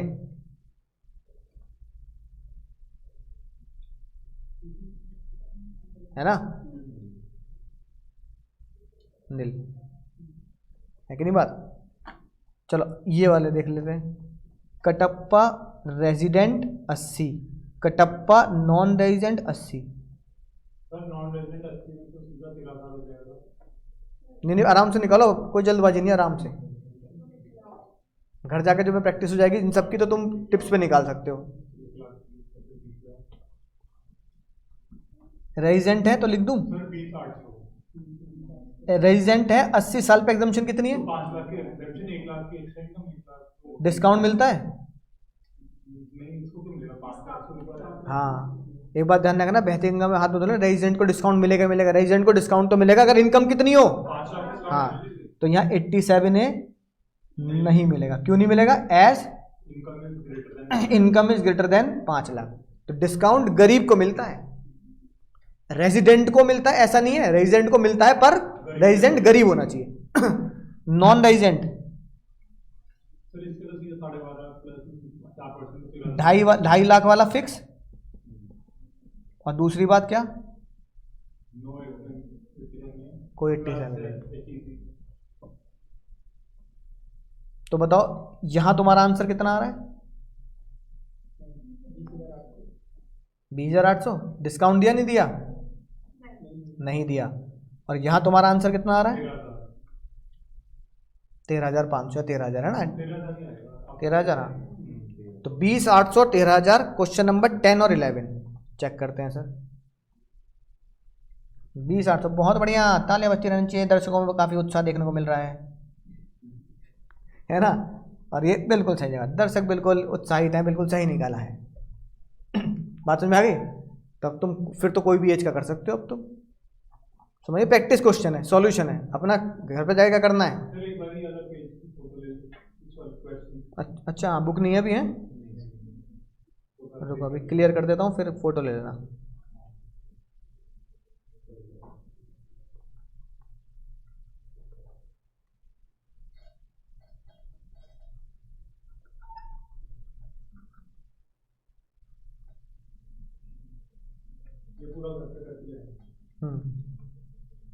अब तुम समझ गए मैच होगा। प्रैक्टिस करनी है घर जाके, प्रैक्टिस है। इनकम टैक्स मतलब प्रैक्टिस करनी है, अकाउंट्स की तरह रजिस्टर भरने हैं बस।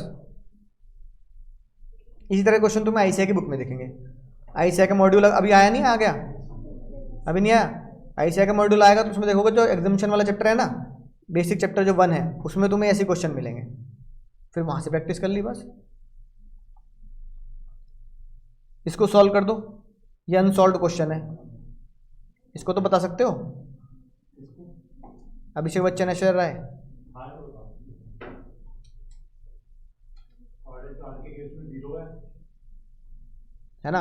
अब पहले क्या करते हैं, बच्चन साहब की उम्र एज्यूम कर लेते हैं ना, जैसे हमें पता नहीं है क्वेश्चन दे रखे तो क्या एज्यूम कर रहे हैं, 78 ईयर्स, इतने तो हैं लगभग, है ना।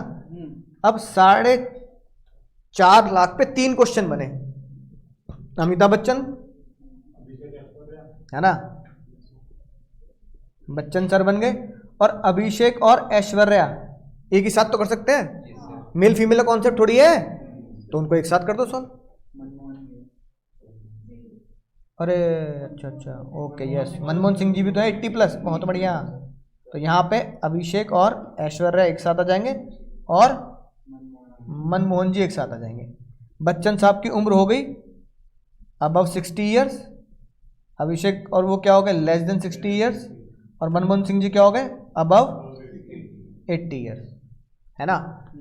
अब इनका तीनों के लिए पहला क्वेश्चन, अगर इन सब की इनकम मान लो 4.5 लाख है, तो सबका 0 हो जाएगा, 87 नहीं लग सकती, पर हमें बस वो दिखाना पड़ेगा। दिखाना तो पड़ेगा ना, कैलकुलेशन दिखानी पड़ेगी।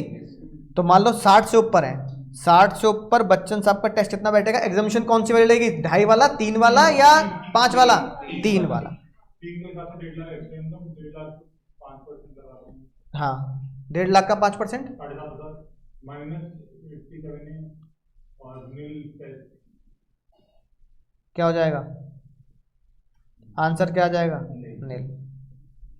दूसरा निकालो, पेन घिसने पड़ेंगे भाई, इंक नहीं बचानी, घिसो पेन घिसो, अभी तो दिमाग में आ रही बात, रिवाइज करोगे ना 2 4 5 10 दिन बाद, फिर तुम कहोगे यार ये आंसर निकाल दिया सर ने सीधा। 4.5 लाख का 2.5 वाली माफी, भाई की माफी, तो 2 लाख एक्स्ट्रा इनकम, 2 लाख का 5%, 10,000 तक माइनस कर देंगे 87।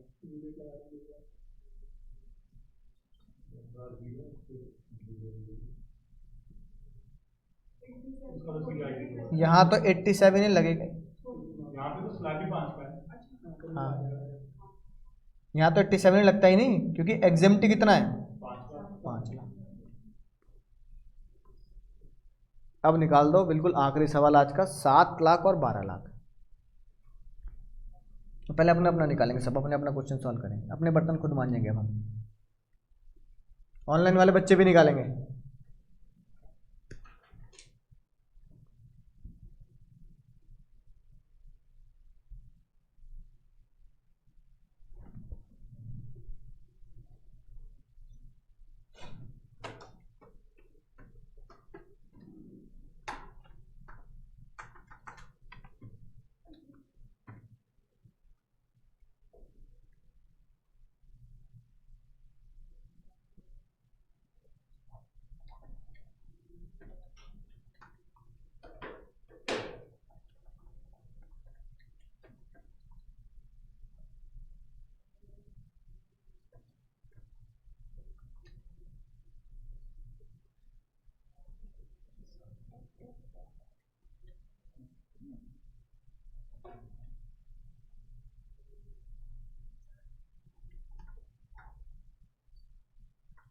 तीसरे केस में 12 लाख की इनकम।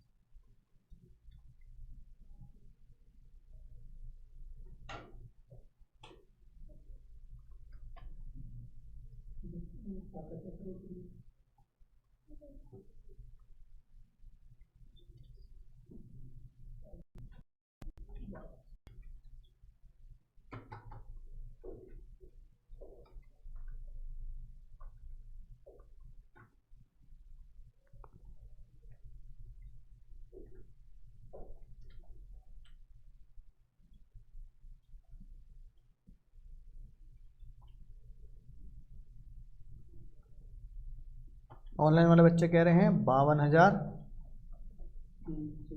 54,600 और 41,600।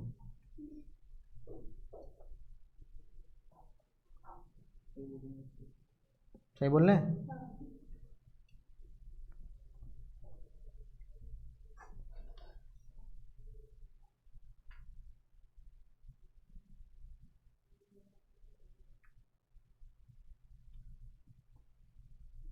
रशीद भाई कह रहे हैं सही। दूसरी इनकम 12 लाख।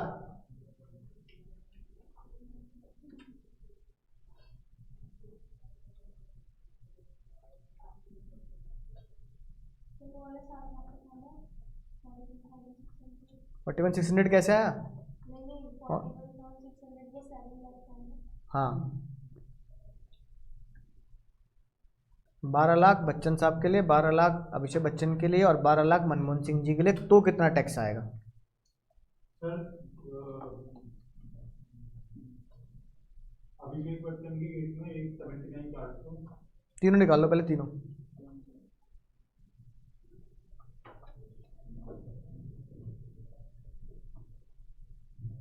झूले बनाने पड़े, झूले बना लो, कोई दिक्कत नहीं।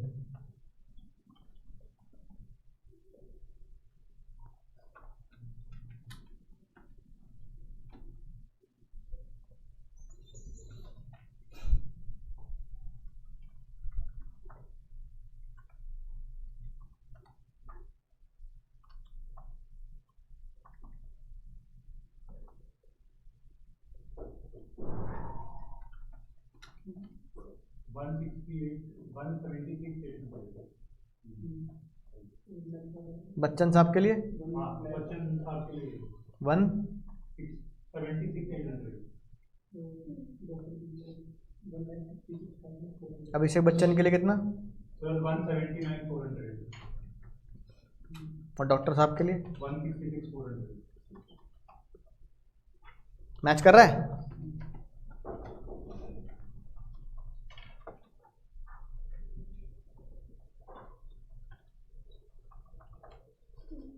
बहुत बढ़िया दीदी, सही पकड़े हैं।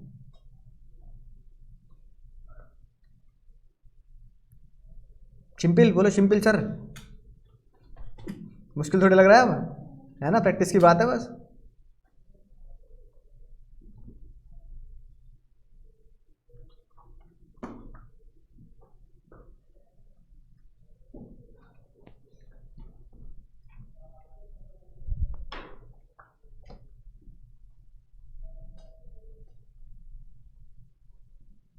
मैच कर गया सबका? इसका मतलब तुम बिल्कुल पक्के तरीके से पुराना स्लैब रेट सीख चुके हो। डिस्काउंट डिस्काउंट अंग्रेज सब लगा के, है ना? अब आज की आखिरी बात कर लेते हैं, जो हमारे बेसिक। हाँ बिल्कुल बिल्कुल भैया, तनिष भैया बिल्कुल सही।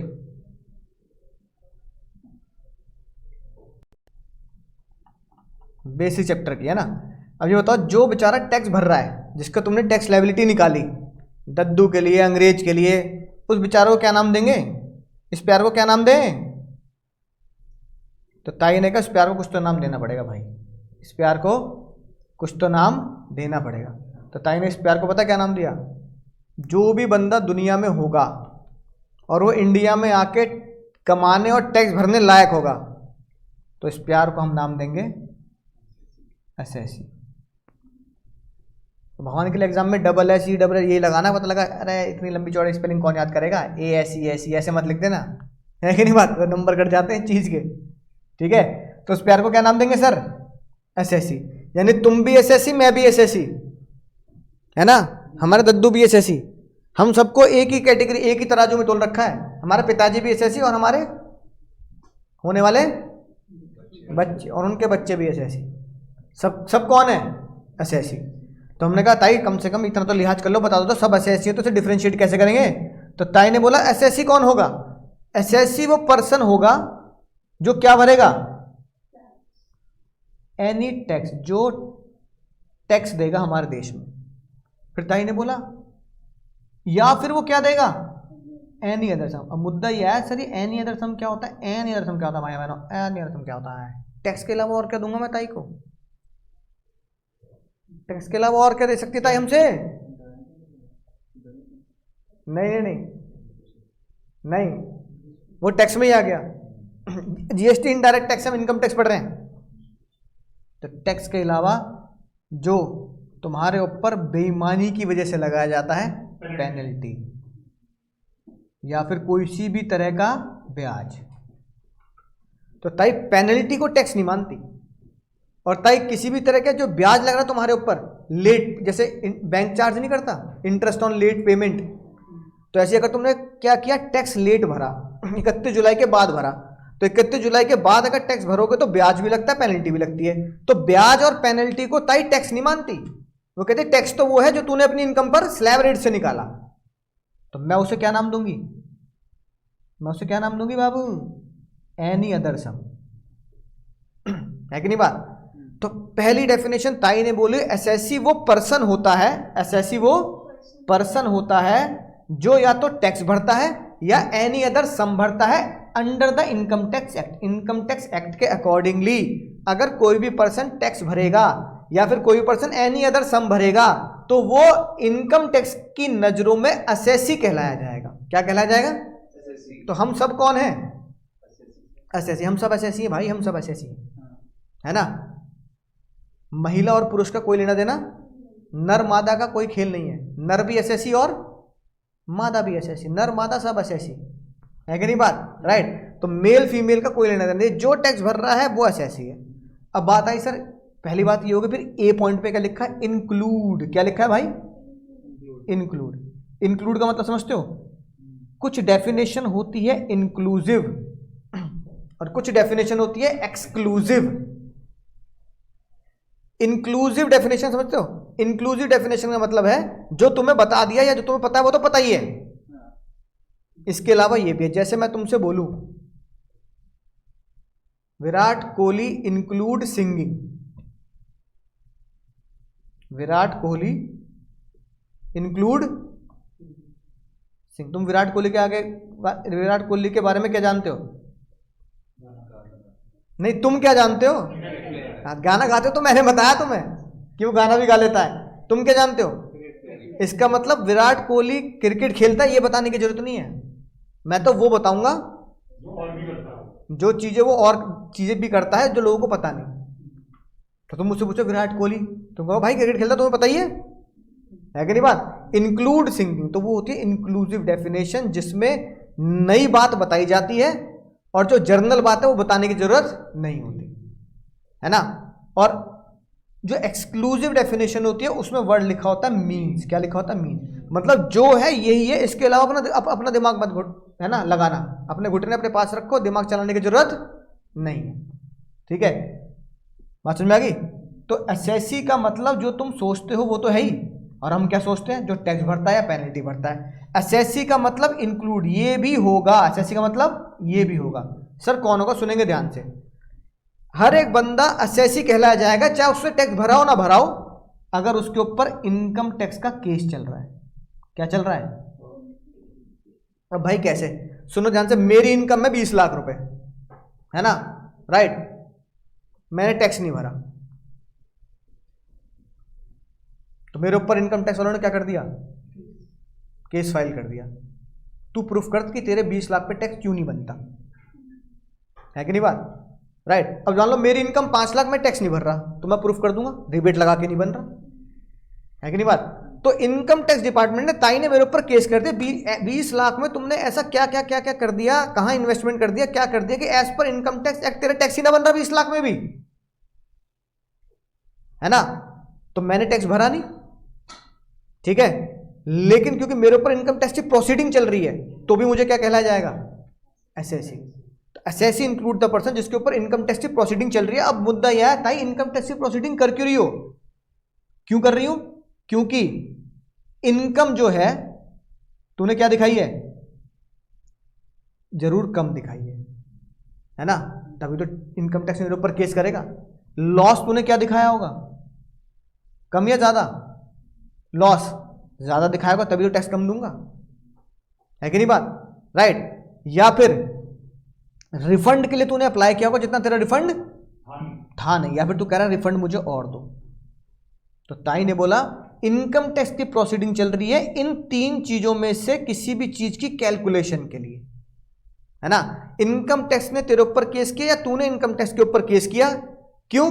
तेरी इनकम कम है लेकिन तुझसे टैक्स ज्यादा मांग रहे हैं, है ना। इनकम टैक्स वालों को लग रहा है तेरी इनकम ज्यादा है लेकिन तूने जानबूझकर कम दिखाई है, तो तेरे ऊपर केस चलेगा, है ना। तुमने लॉस दिखाया, इनकम टैक्स को क्या लग रहा है?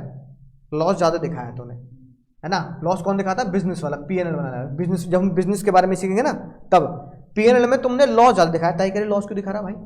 तुम कह रहे हो लॉस है इसलिए दिखा रहा हूं। ताई ने कहा झूठ बोल रहा है, लॉस इसलिए दिखा रहा है ताकि तेरे को क्या क्या ना देना पड़े? टैक्स ना देना पड़े। प्रॉफिट आएगा तो टैक्स भरेगा, लॉस आएगा टैक्स भरेगा नहीं। केस कर दिया ताई ने। या फिर तुम्हारा रिफंड बनता है कुछ इनकम टैक्स डिपार्टमेंट से, है ना, तो ताई तुम्हारे ऊपर केस कर रही है, कोई रिफंड ना बन रहा। फालतू बातें मत कर, रिफंड बन रहा है, रिफंड बन रहा है। या तुम इनकम टैक्स के ऊपर केस कर रही हो, रिफंड बन रहा है, रिफंड बन रहा है, मैं प्रूफ करूंगा रिफंड बन रहा है कि नहीं बात। तो बड़े बड़े ऐसे केस करते हैं, किसी को 50 लाख का, 50 करोड़ का, 100 करोड़ का रिफंड बन रहा हो, अरे केस नहीं करेगा वो, है ना। या फिर कोई मांग रहा हो रिफंड 100 करोड़ का, तो ताई केस करे, क्यों मांग रहा तू, इतना तो बनता नहीं तेरा। तो केस लड़े जाते हैं इनकम टैक्स के। जहां इनकम टैक्स के केस लड़े जाते हैं उन्हें बोलते हैं ITAT। क्या बोलते हैं? ITAT की फुल फॉर्म होती है इनकम टैक्स अपीलेट ट्रिब्यूनल। क्या फुल फॉर्म होती है? Income tax appellate tribunal. तो पहले केस यहां फाइल किए जाते हैं। यहां से भी अगर झगड़ा सॉल्व नहीं हो, उसके बाद हाई कोर्ट और सुप्रीम कोर्ट में जाया जाता है। लेकिन most of the cases ITAT में ही सुलझा दिए जाते हैं। ITAT is the special department, special court just to solve the only income tax case. ऐसी प्रकाश भाई तुम्हें पढ़ाएंगे कि अगर तुम कंपनी लॉ पढ़ोगे तो वहां के केस जाते हैं NCLT में, नेशनल कंपनी लॉ ट्रिब्यूनल। ठीक है, कि जितने भी कंपनी के एक्ट के अंदर जो केस लॉ लड़े जा रहे हैं, केस लड़े जा रहे हैं, वो सारे सॉल्व कर दिए जाते हैं लगभग NCLT में। NCLT में तुम्हें कोई दिक्कत नजर आ रही है तो तुम हाई कोर्ट सुप्रीम कोर्ट जाते हो। तो हमें NCLT का लेना देना नहीं है, NCLT प्रकाश सर के बारे में पढ़ाएंगे, हमें लेना देना है ITAT। अब ITAT में केस कब जाने हैं, क्यों जाने हैं, पूरी डिटेलिंग आप CA फाइनल में पढ़ेंगे। Income tax appellate tribunal, income tax का वो ट्रिब्यूनल, ट्रिब्यूनल मतलब कोर्ट, अपीलेट मतलब जहां मैं अपनी शिकायत या अपील करूंगा, तो income tax appellate tribunal, short में ITAT बोला जाता है। तो ये जितने भी केस है ना हमारी प्रोसीडिंग की, जितनी भी प्रोसीडिंग चल रही है, ये सारी प्रोसीडिंग ITAT में चलेगी। क्यों चलेगी? कि तूने या तो इनकम ज्यादा दिखाई, या ताई कह रही है तूने लॉस ज्यादा दिखा दिया, या इनकम तूने कम दिखाई, या तो रिफंड ज्यादा मांग रहा है। मैं ताई के ऊपर इनकम टैक्स के ऊपर केस कब करूंगा? जब मुझे लगता है कि मेरी इनकम कम है, ताई जबरदस्ती ज्यादा बढ़ा रही है, मेरा लॉस ज्यादा है, ताई जबरदस्ती लॉस कम कर रही है, मेरा रिफंड बनता है, ताई दे नहीं रही। तो दोनों में से जिसका मसला हो वो केस कर देगा। जो केस करेगा है, जिसके ऊपर केस हो रहा है, उसे क्या बोला जाता है? असेसी। क्या बोला जाता है बाबू? असेसी। बोलो, ए पॉइंट समझ में आया? तो पहला, असेसी मीन्स द पर्सन जो टैक्स भरता है या एनी अदर सम भरता है। दूसरा, असेसी कौन होता है? जिसके ऊपर केस चल रहा होता है, इनकम टैक्स की प्रोसीडिंग चल रही होगी। तीसरा, सुनना, बड़ा मजेदार पॉइंट, चलो पहले ही बताता हूं, असेसी इन डिफॉल्ट, है ना। एक उस बंदे को भी असेसी बोलेंगे जो इनकम टैक्स के अकॉर्डिंगली डिफॉल्ट कर दे। जैसे तुमने ब्याज नहीं भरा, जैसे बैंक वाले क्या बोलते हैं, डिफॉल्टर बोल देते हैं ना, है ना। तुमने EMI ली, EMI का ना प्रिंसिपल भरा ना ब्याज भरा लोन का, तो तुम्हें क्या बोल देंगे? डिफॉल्टर। ऐसे तुम्हारे ऊपर कोई इंटरेस्ट लगना है इनकम टैक्स के अकॉर्डिंगली, तुमने इंटरेस्ट नहीं भरा, तो तुम्हें क्या बोल देंगे? असेसी इन डिफॉल्ट, है कि नहीं बात? राइट। ये बड़ी अजीब सी बात है, सुनना ध्यान से, बड़ी मजेदार बात है। Every person who is deemed, वो असेसी है नहीं भाई लोगों, लेकिन उसे डीम्ड बोले तो मान ना मान, मैं तेरा मेहमान, डीम्ड बोले तो मानना पड़ेगा। पता है कब? सोचो, ऐसा कौन सा केस होगा कि तुम एसएससी हो नहीं पर तुम्हें जबरदस्ती एसएससी मान लिया जाएगा? सर मेरा कोई प्रीवियस केस चल रहा पर आज नहीं, वो तो तुम यही कवर हो जाओगे, केस चल रहा होगा तो। बोलो, एसएससी हो नहीं पर एसएससी माना जाएगा ना। इनकम एक्ट के अंदर सब आते हैं, इनकम टैक्स एक्ट के अंदर। अगर टैक्स की लाइबिलिटी पता किसके ऊपर लग रही हो? क्या नाम है भाई तुम्हारा, बताओ। छोटे यस पे लग रही हो या छोटी यस पे लग रही हो? हाँ, बच्चों पर लग रही हो। अरे तो बचपन में सीख के आए ना, कॉन्ट्रैक्ट फाउंडेशन बचपन में 18 साल तक। पेरेंट्स लाइफ तो यानी 18 साल तक तुम इनकम टैक्स में रिटर्न कैसे भर दोगे जब 18 साल तक तुम्हारा पैन कार्ड ही नहीं बना? इनकम टैक्स रिटर्न भरने के लिए क्या जरूरी है? Pan card. तो उसके जो माँ बाप होंगे, और अगर माँ बाप जिंदा नहीं है तो उसके जो गार्जियन होंगे, उन्हें बोला जाएगा deemed SSC. For example, best example यही है कि भाई एक बार बताओ, अंडर 18 वर्ल्ड कप चल रहा है या अंडर 14 वर्ल्ड कप चल रहा है, तो जो क्रिकेट के बच्चे खेल रहे हैं वो है तो बच्चे, तो क्या उनकी कमाई नहीं होती होगी? है कि नहीं बात? अब मान लो किसी फिल्म में, है ना, एक बच्चे ने रोल निभाया। अब वो बच्चा है मान लो 6-7 साल का, तो 6-7 साल का बच्चा जो फिल्म में एक्टिंग कर रहा है, क्या उनकी कमाई नहीं होती होगी? फिर एक आता है Indian Idol Junior. Indian Idol Junior आता है। अब इंडियन आइडल जूनियर में कोई 8 साल का बच्चा, 10 साल का बच्चा, 12 साल का बच्चा गाना गा रहा है, जीत गया, तो क्या उनकी कमाई नहीं होती होगी? एक आता है केबीसी जूनियर, उसमें पैसे नहीं बोलते, पॉइंट्स बोलते हैं, पर होते तो पैसे ही हैं, तो उनकी कमाई नहीं होती होगी? अब मान लो केबीसी में इंडियन आइडल ने एक बच्चे ने 10 लाख रुपए जीत लिए, तो ताई छोड़ देगी? ये सोच के तू बच्चा है, बच्चे मन के सच्चे, है ना? होते हैं, कह रही नहीं होते है कि नहीं बात? तो बच्चे मन के सच्चे भले ही हो, है ना? हाँ हाँ भैया, करण भैया बिल्कुल सही बात, बच्चे मन के सच्चे भले ही हो, है कि नहीं बात? राइट। लेकिन वो टैक्स के लिए माफ कर दीजिए ऐसा नहीं है। तो ताई कह रही 10 लाख रुपए कमा लिए, है ना, टैक्स भरो, माँ बाप भरेंगे टैक्स। तो मम्मी पापा को बच्चे के लिए कब बोला गया?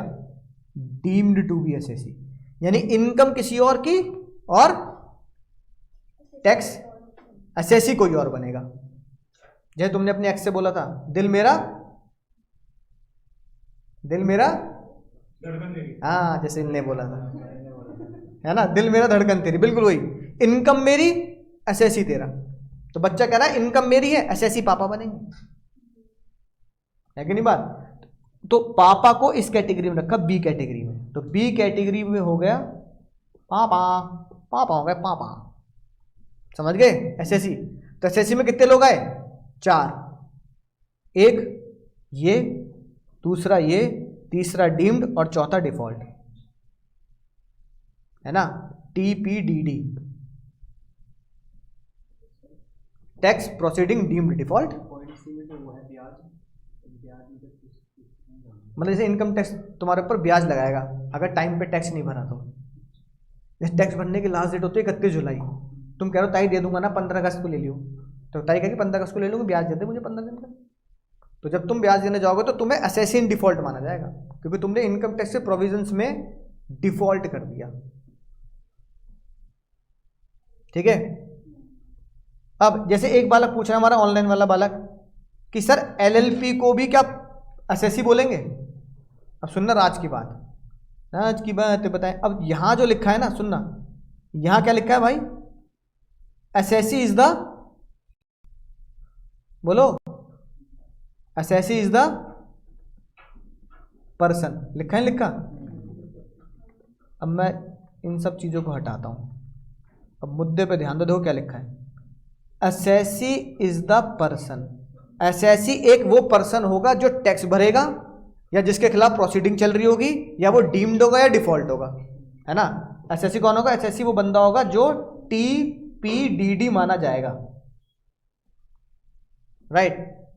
अब पर्सन में कई लोगों को लगता है, फिर लोगों को लगा पर्सन मतलब आम आदमी, इंडिविजुअल, सांस लेने वाला इंडिविजुअल बंदा। तो ताई ने बोला भाई पर्सन का मतलब अगर मैं इंडिविजुअल को मान लूंगी कि सांस लेने वाले व्यक्ति ही क्या होंगे? एसएससी होंगे, तो इसका मतलब कंपनी से टैक्स माफ। आए, अरे भैया बाय बाय आए, ऐसा कैसे होगा? आए, एलएलपी से टैक्स माफ, पार्टनर, अरे देश चल रहा है कंपनी के टैक्सेस से, तुम और मैं तो कुछ भी नहीं दे रहे टैक्स, है कि नहीं बात? तो ताई ने बोला सुन साहिबा सुन, प्यार की धुन, है ना। तो ताई ने कहा भाई सुन साहिबा सुन, प्यार की धुन, यहां पर्सन का मतलब है ये, कितनी दूर जाके लिखा, मजे ले ले ताई ने, एक सेक्शन में नहीं लिखा, सेक्शन 2 सबसेक्शन 7 में लिखा एसएससी, और एसएससी लिखा एसएससी इज द पर्सन, और पर्सन की डेफिनेशन दे दी यहां इतनी दूर।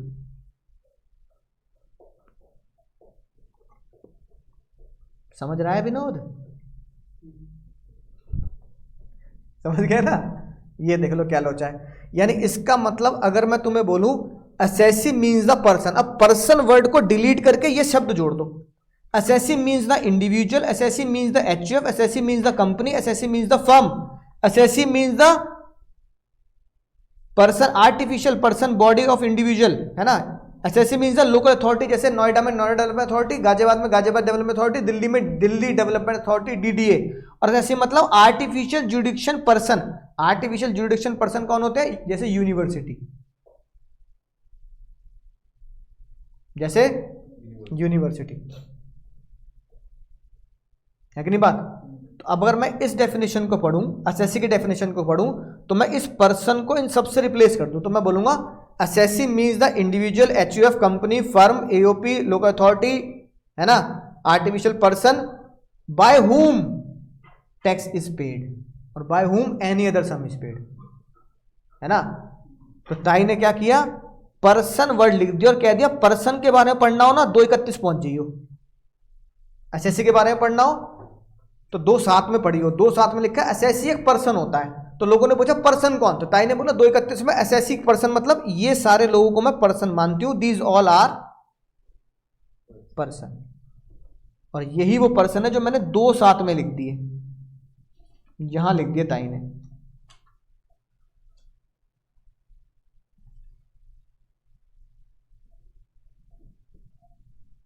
है ना। हाँ अभी बता रहा हूं, एक मिनट जो एक होता है पर्सन में हमने पढ़ा बॉडी ऑफ इंडिविजुअल, ये लिखा ना बॉडी ऑफ इंडिविजुअल। अब ये बताओ इंडिविजुअल मतलब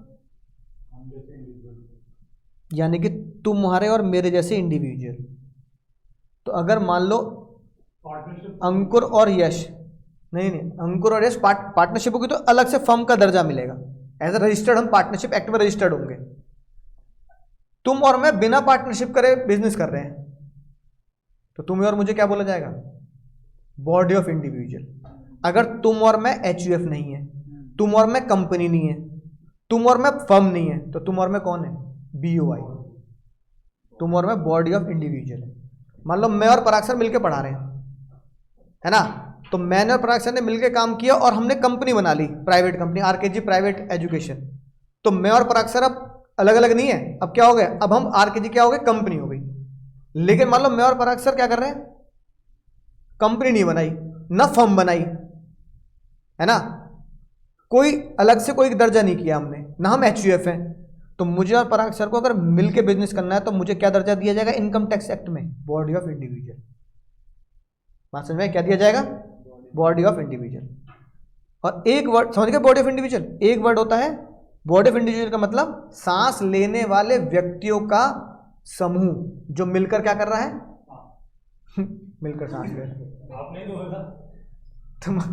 इंडिविजुअल मतलब सांस लेने वाले व्यक्तियों का एक समूह जो मिलकर काम कर रहा है और टैक्स भर रहा है, जो मिलकर टैक्स भर रहा है ना। एक वर्ड पढ़ते हैं हम एओपी, एसोसिएशन ऑफ पर्सन। अब कुछ सोच के बताओ पर्सन कौन होते हैं? ये सारे पर्सन होते हैं। हाँ ये सारे पर्सन होते हैं। अगर मैं कह दूं आरकेजी प्राइवेट लिमिटेड ने टाई अप करा अंकुर अग्रवाल सेपरेट इंडिविजुअल से, तो तुम कहोगे बिजनेस करने में एक जो बंदा है वो है प्राइवेट लिमिटेड और एक असेसी कौन है? इंडिविजुअल। तो मुझे और आरकेजी को बोला जाएगा एसोसिएशन ऑफ पर्सन, यानी इन सभी लोगों ने एसोसिएशन बना के काम करना शुरू कर दिया। बात समझ में आई? है ना। तो ये हो गया एसोसिएशन ऑफ पर्सन। यानी अगर मैं तुमसे आज अब बोलूं what is the difference between the BOI and AOP, what is the difference between BOI and AOP, तो आप बोलोगे सर बीओआई मतलब individual making the unit to do the work and pay tax, यानी इंडिविजुअल्स ही होंगे। Only कौन होंगे? Only individuals जो क्या कर रहे हैं? टैक्स भरेंगे, तो वो एसएससी कहलाए जाएंगे। तो एसएससी मीन्स अ पर्सन और पर्सन में कौन आ गया, बीओआई। और अगर मैं बोलूं एओपी कौन होता है, तो आप बोलोगे एसोसिएशन ऑफ पर्संस मतलब एओपी। एओपी मतलब इनमें से कोई भी, इनमें से कोई भी अगर दो लोग, दो अलग अलग एसएससी मिलके बिजनेस कर रहे हैं, यानी मान लो एचयूएफ और कंपनी मिलके बिजनेस कर रही है, तो एचयूएफ और कंपनी मिलके बिजनेस करने को क्या बोला जाता है, एओपी, एसोसिएशन ऑफ पर्सन। ठीक है, सबसे पहली बात हमने क्या पढ़ा, एसएससी कौन होता है, एसएससी कौन होता है, पर्सन।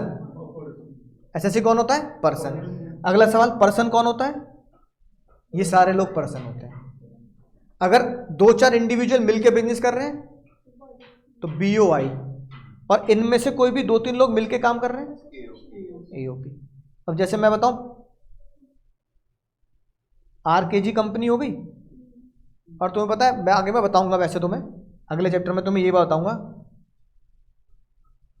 कि मैं जब यहां पे पढ़ाता हूं तो मैं नहीं पढ़ाता, आप अपनी कंपनी की तरह पढ़ाते हो? नहीं, मैं एचयूएफ की तरह पढ़ाता हूं। हाँ, टैक्स स्ट्रक्चर वैसे मैं पढ़ाता हूं एज अ अंकुर अग्रवाल करता। यानी कि अगर आरके जी से पूछोगे कि यहाँ पे जो टेक्स्ट पढ़ाते हैं सर वो कौन है, तो वो बोलेंगे वो अगर लीगल लैंग्वेज बोलोगे तो वो मुझे इंडिविजुअल नहीं बोलेंगे। तो आरके जी कभी ये नहीं कहेगा इंडिविजुअल टेक्स्ट पढ़ाता है। आरके जी पता क्या बोलेगा, हमारे यहाँ टेक्स्ट पढ़ाने वाले एचयूएफ है,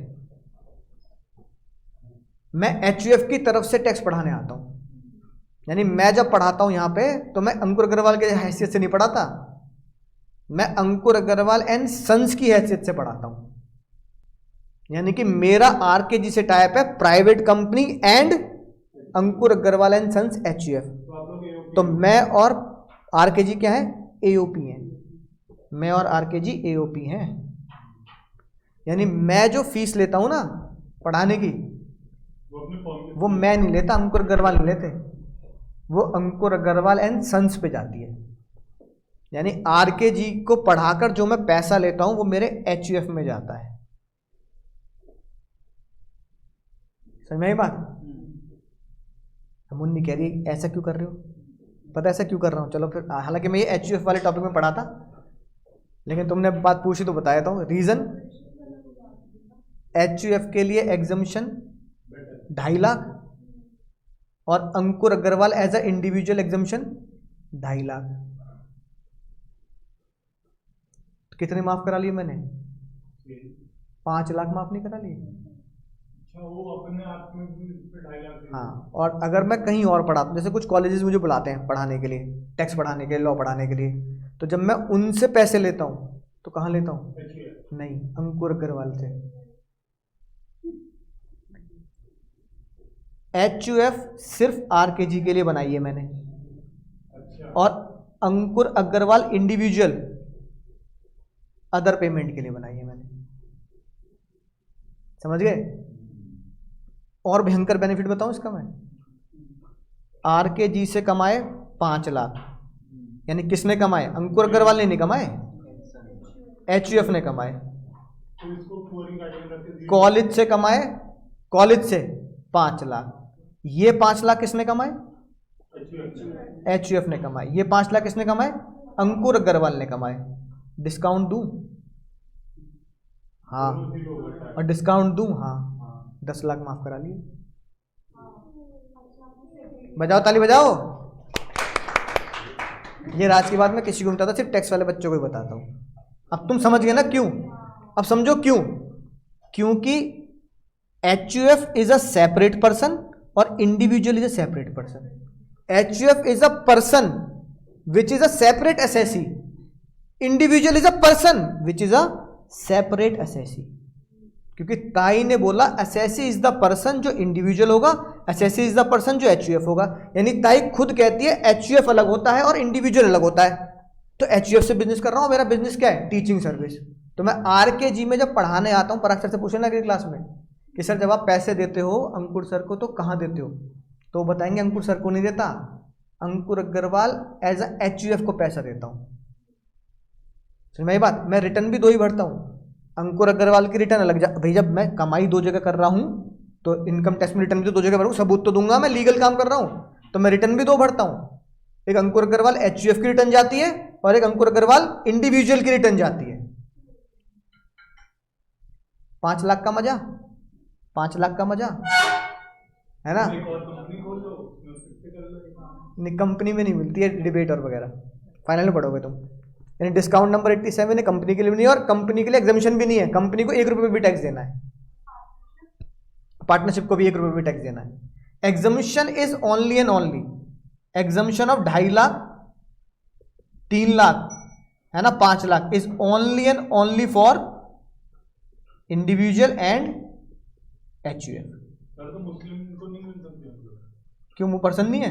HUF नहीं है ना। हाँ, उनको नहीं मिलेगी क्योंकि HUF सिर्फ हिंदू लॉ का है। सोल प्रोप्राइटर तो हो गया ना, ये इंडिविजुअल हो गया ना सोल प्रोप्राइटर। तो sole proprietor is individual, individual खुद को सोल प्रोप्राइटर बोल देता है अगर वो बिजनेस कर रहा है तो, है ना। सर तो उसका एक अकाउंट होगा, हाँ। अगर आप इंडिविजुअल की तरह नहीं, मेरे 2 अकाउंट हैं। अभी सपोजिंगली एक मुस्लिम टीचर आता है वो आपकी तरह करता है और नहीं, वो HUF खोल नहीं पाएंगे ना अली सर। भी खोल पाएंगे, लेकिन वो सोल प्रोप्राइटर की तो बिजनेस खोल लेंगे। हाँ, तो वो 2.5 का माफी मिलेगी ना उन्हें, 10 नहीं मिलेगा। उनको 5 का मिलेगा। हाँ, है ना, बात समझ में आई ना। तो ये भाई मैंने तुम्हें अपनी राज की बता दी। अब तुम सोचोगे हम तो बताएंगे, बता दो लीगल। अब बताओ इसमें बताओ, मैंने टैक्स इवेजन की है, फाइनल बात ये बताओ, ये टैक्स इवेजन है टैक्स प्लानिंग है? तो ताई ने बोला ऐसा, ताई ने बोला ऐसा, मुझे तो सिर्फ 2 काम करने पड़े, HUF का रजिस्ट्रेशन कराना पड़ा और HUF का बैंक में अलग खाता खोलना पड़ा। तो मेरे 2 खाते हैं, एक अंकुर अग्रवाल का खाता और एक अंकुर अग्रवाल HUF का खाता, एक अंकुर अग्रवाल खाता और एक अंकुर अग्रवाल HUF का खाता। बढ़िया बढ़िया, यही टैक्स प्लानिंग है। तो मैंने तुम्हें कहा था पढ़ाऊंगा तो हर चैप्टर वाइज पढ़ाता जाऊंगा, समझ में आई बात। तो बस HUF के लिए एक ही चीज करनी जरूरी है, क्या? विवाह। कभी सोचा मैं भी बनाऊंगा, मैं भी बनाऊंगा तो विवाह होते ही आप क्या हो जाएंगे? HUF बना लें, एलिजिबल हो जाएंगे। तो विवाह होते जब आप क्या करोगे, HUF बनाओ तो अपनी 2 इनकम जनरेट कर लो, है ना। तो देने वाले को उसमें क्या दिक्कत है, जब भैया पैसा लेने वाले की टेंशन है, टैक्स में तो मैं झेलूंगा ना, तो मैंने 2 HUF बना रखे। मैं एक HUF और एक अंकुर अग्रवाल कहीं और पढ़ाता हूं तो अंकुर अग्रवाल के नाम से पैसे लेता हूं, और RKG में पढ़ाता हूं तो अंकुर अग्रवाल एंड सन्स के नाम से पैसे लेता हूं। बात समझ में आई ना। तो मेरे पास खाते भी 2 हैं और मेरे पास डेबिट कार्ड भी 2 अलग अलग है, एक अंकुर अग्रवाल का और एक अंकुर अग्रवाल कर्ता का।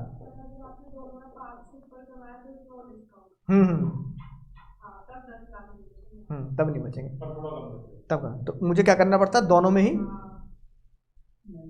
मैनेज करना पड़ता है। 10 लाख तो माफ हो गए ना। अच्छा चलो माफ, रिबेट भी ना मिले तो 2.5 की जगह 5 की तो माफी हो ही रही है भाई। मैं सिर्फ अंकुर अग्रवाल के नाम से बिजनेस करूं तो 2.5 माफ करवा रहा हूं अपने, है कि नहीं बात, राइट। हाँ, वो धीरे धीरे तुम्हें सब बता दूंगा और कुछ चीज़ जब तुम इसी इंटर के बाद प्रैक्टिकल नॉलेज में जाओगे तो कुछ चीज़ें माफ ही हो गए।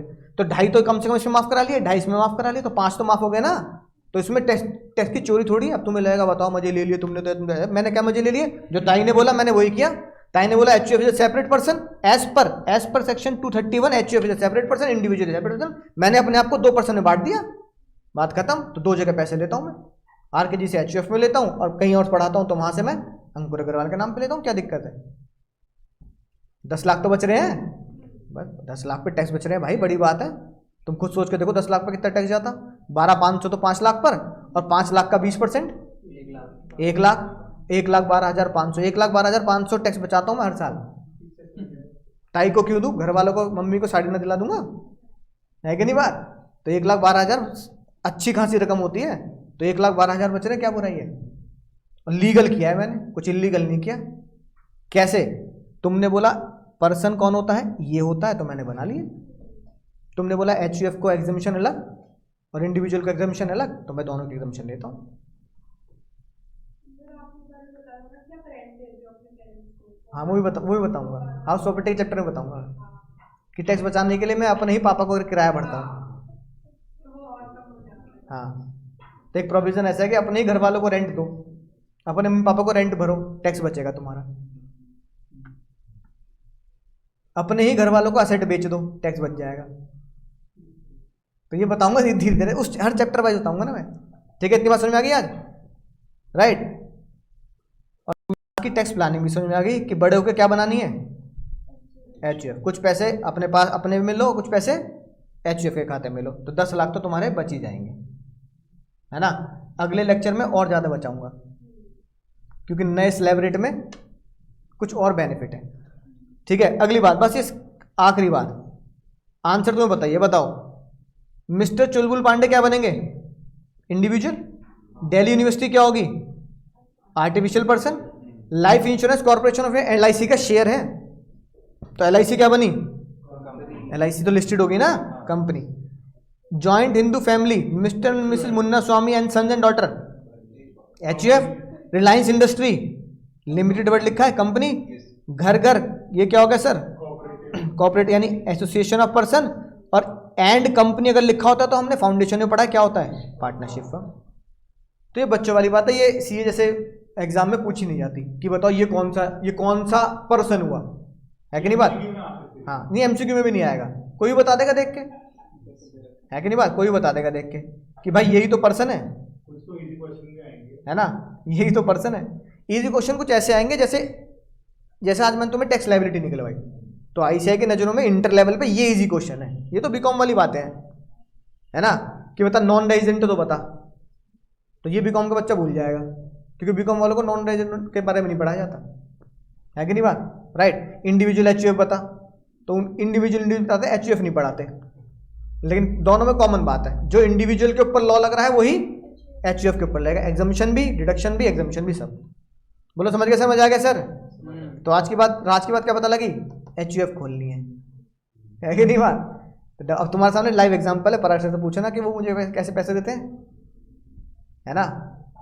अंकुर अग्रवाल एंड सन्स में पैसा जाता है, अंकुर अग्रवाल के पास पैसा नहीं जाता, और अंकुर अग्रवाल सन्स का कर्ता मैं हूँ, तो उनकी सारी की सारी पेमेंट ट्रांजैक्शन वो मेरे हाथ में, तो मैं उसे अपने लिए इस्तेमाल करता हूँ, है ना, राइट। जो मेरे पास गाड़ी है वो अंकुर अग्रवाल की नहीं है, अंकुर अग्रवाल एंड सन्स की गाड़ी है कि नहीं बात। टैक्स में बेनिफिट लेने के लिए अपने नाम से गाड़ी खरीदूंगा ना तो टैक्स में बेनिफिट नहीं मिलता, अपने बिजनेस के नाम पे गाड़ी खरीदूंगा तो टैक्स में बेनिफिट मिलेगा।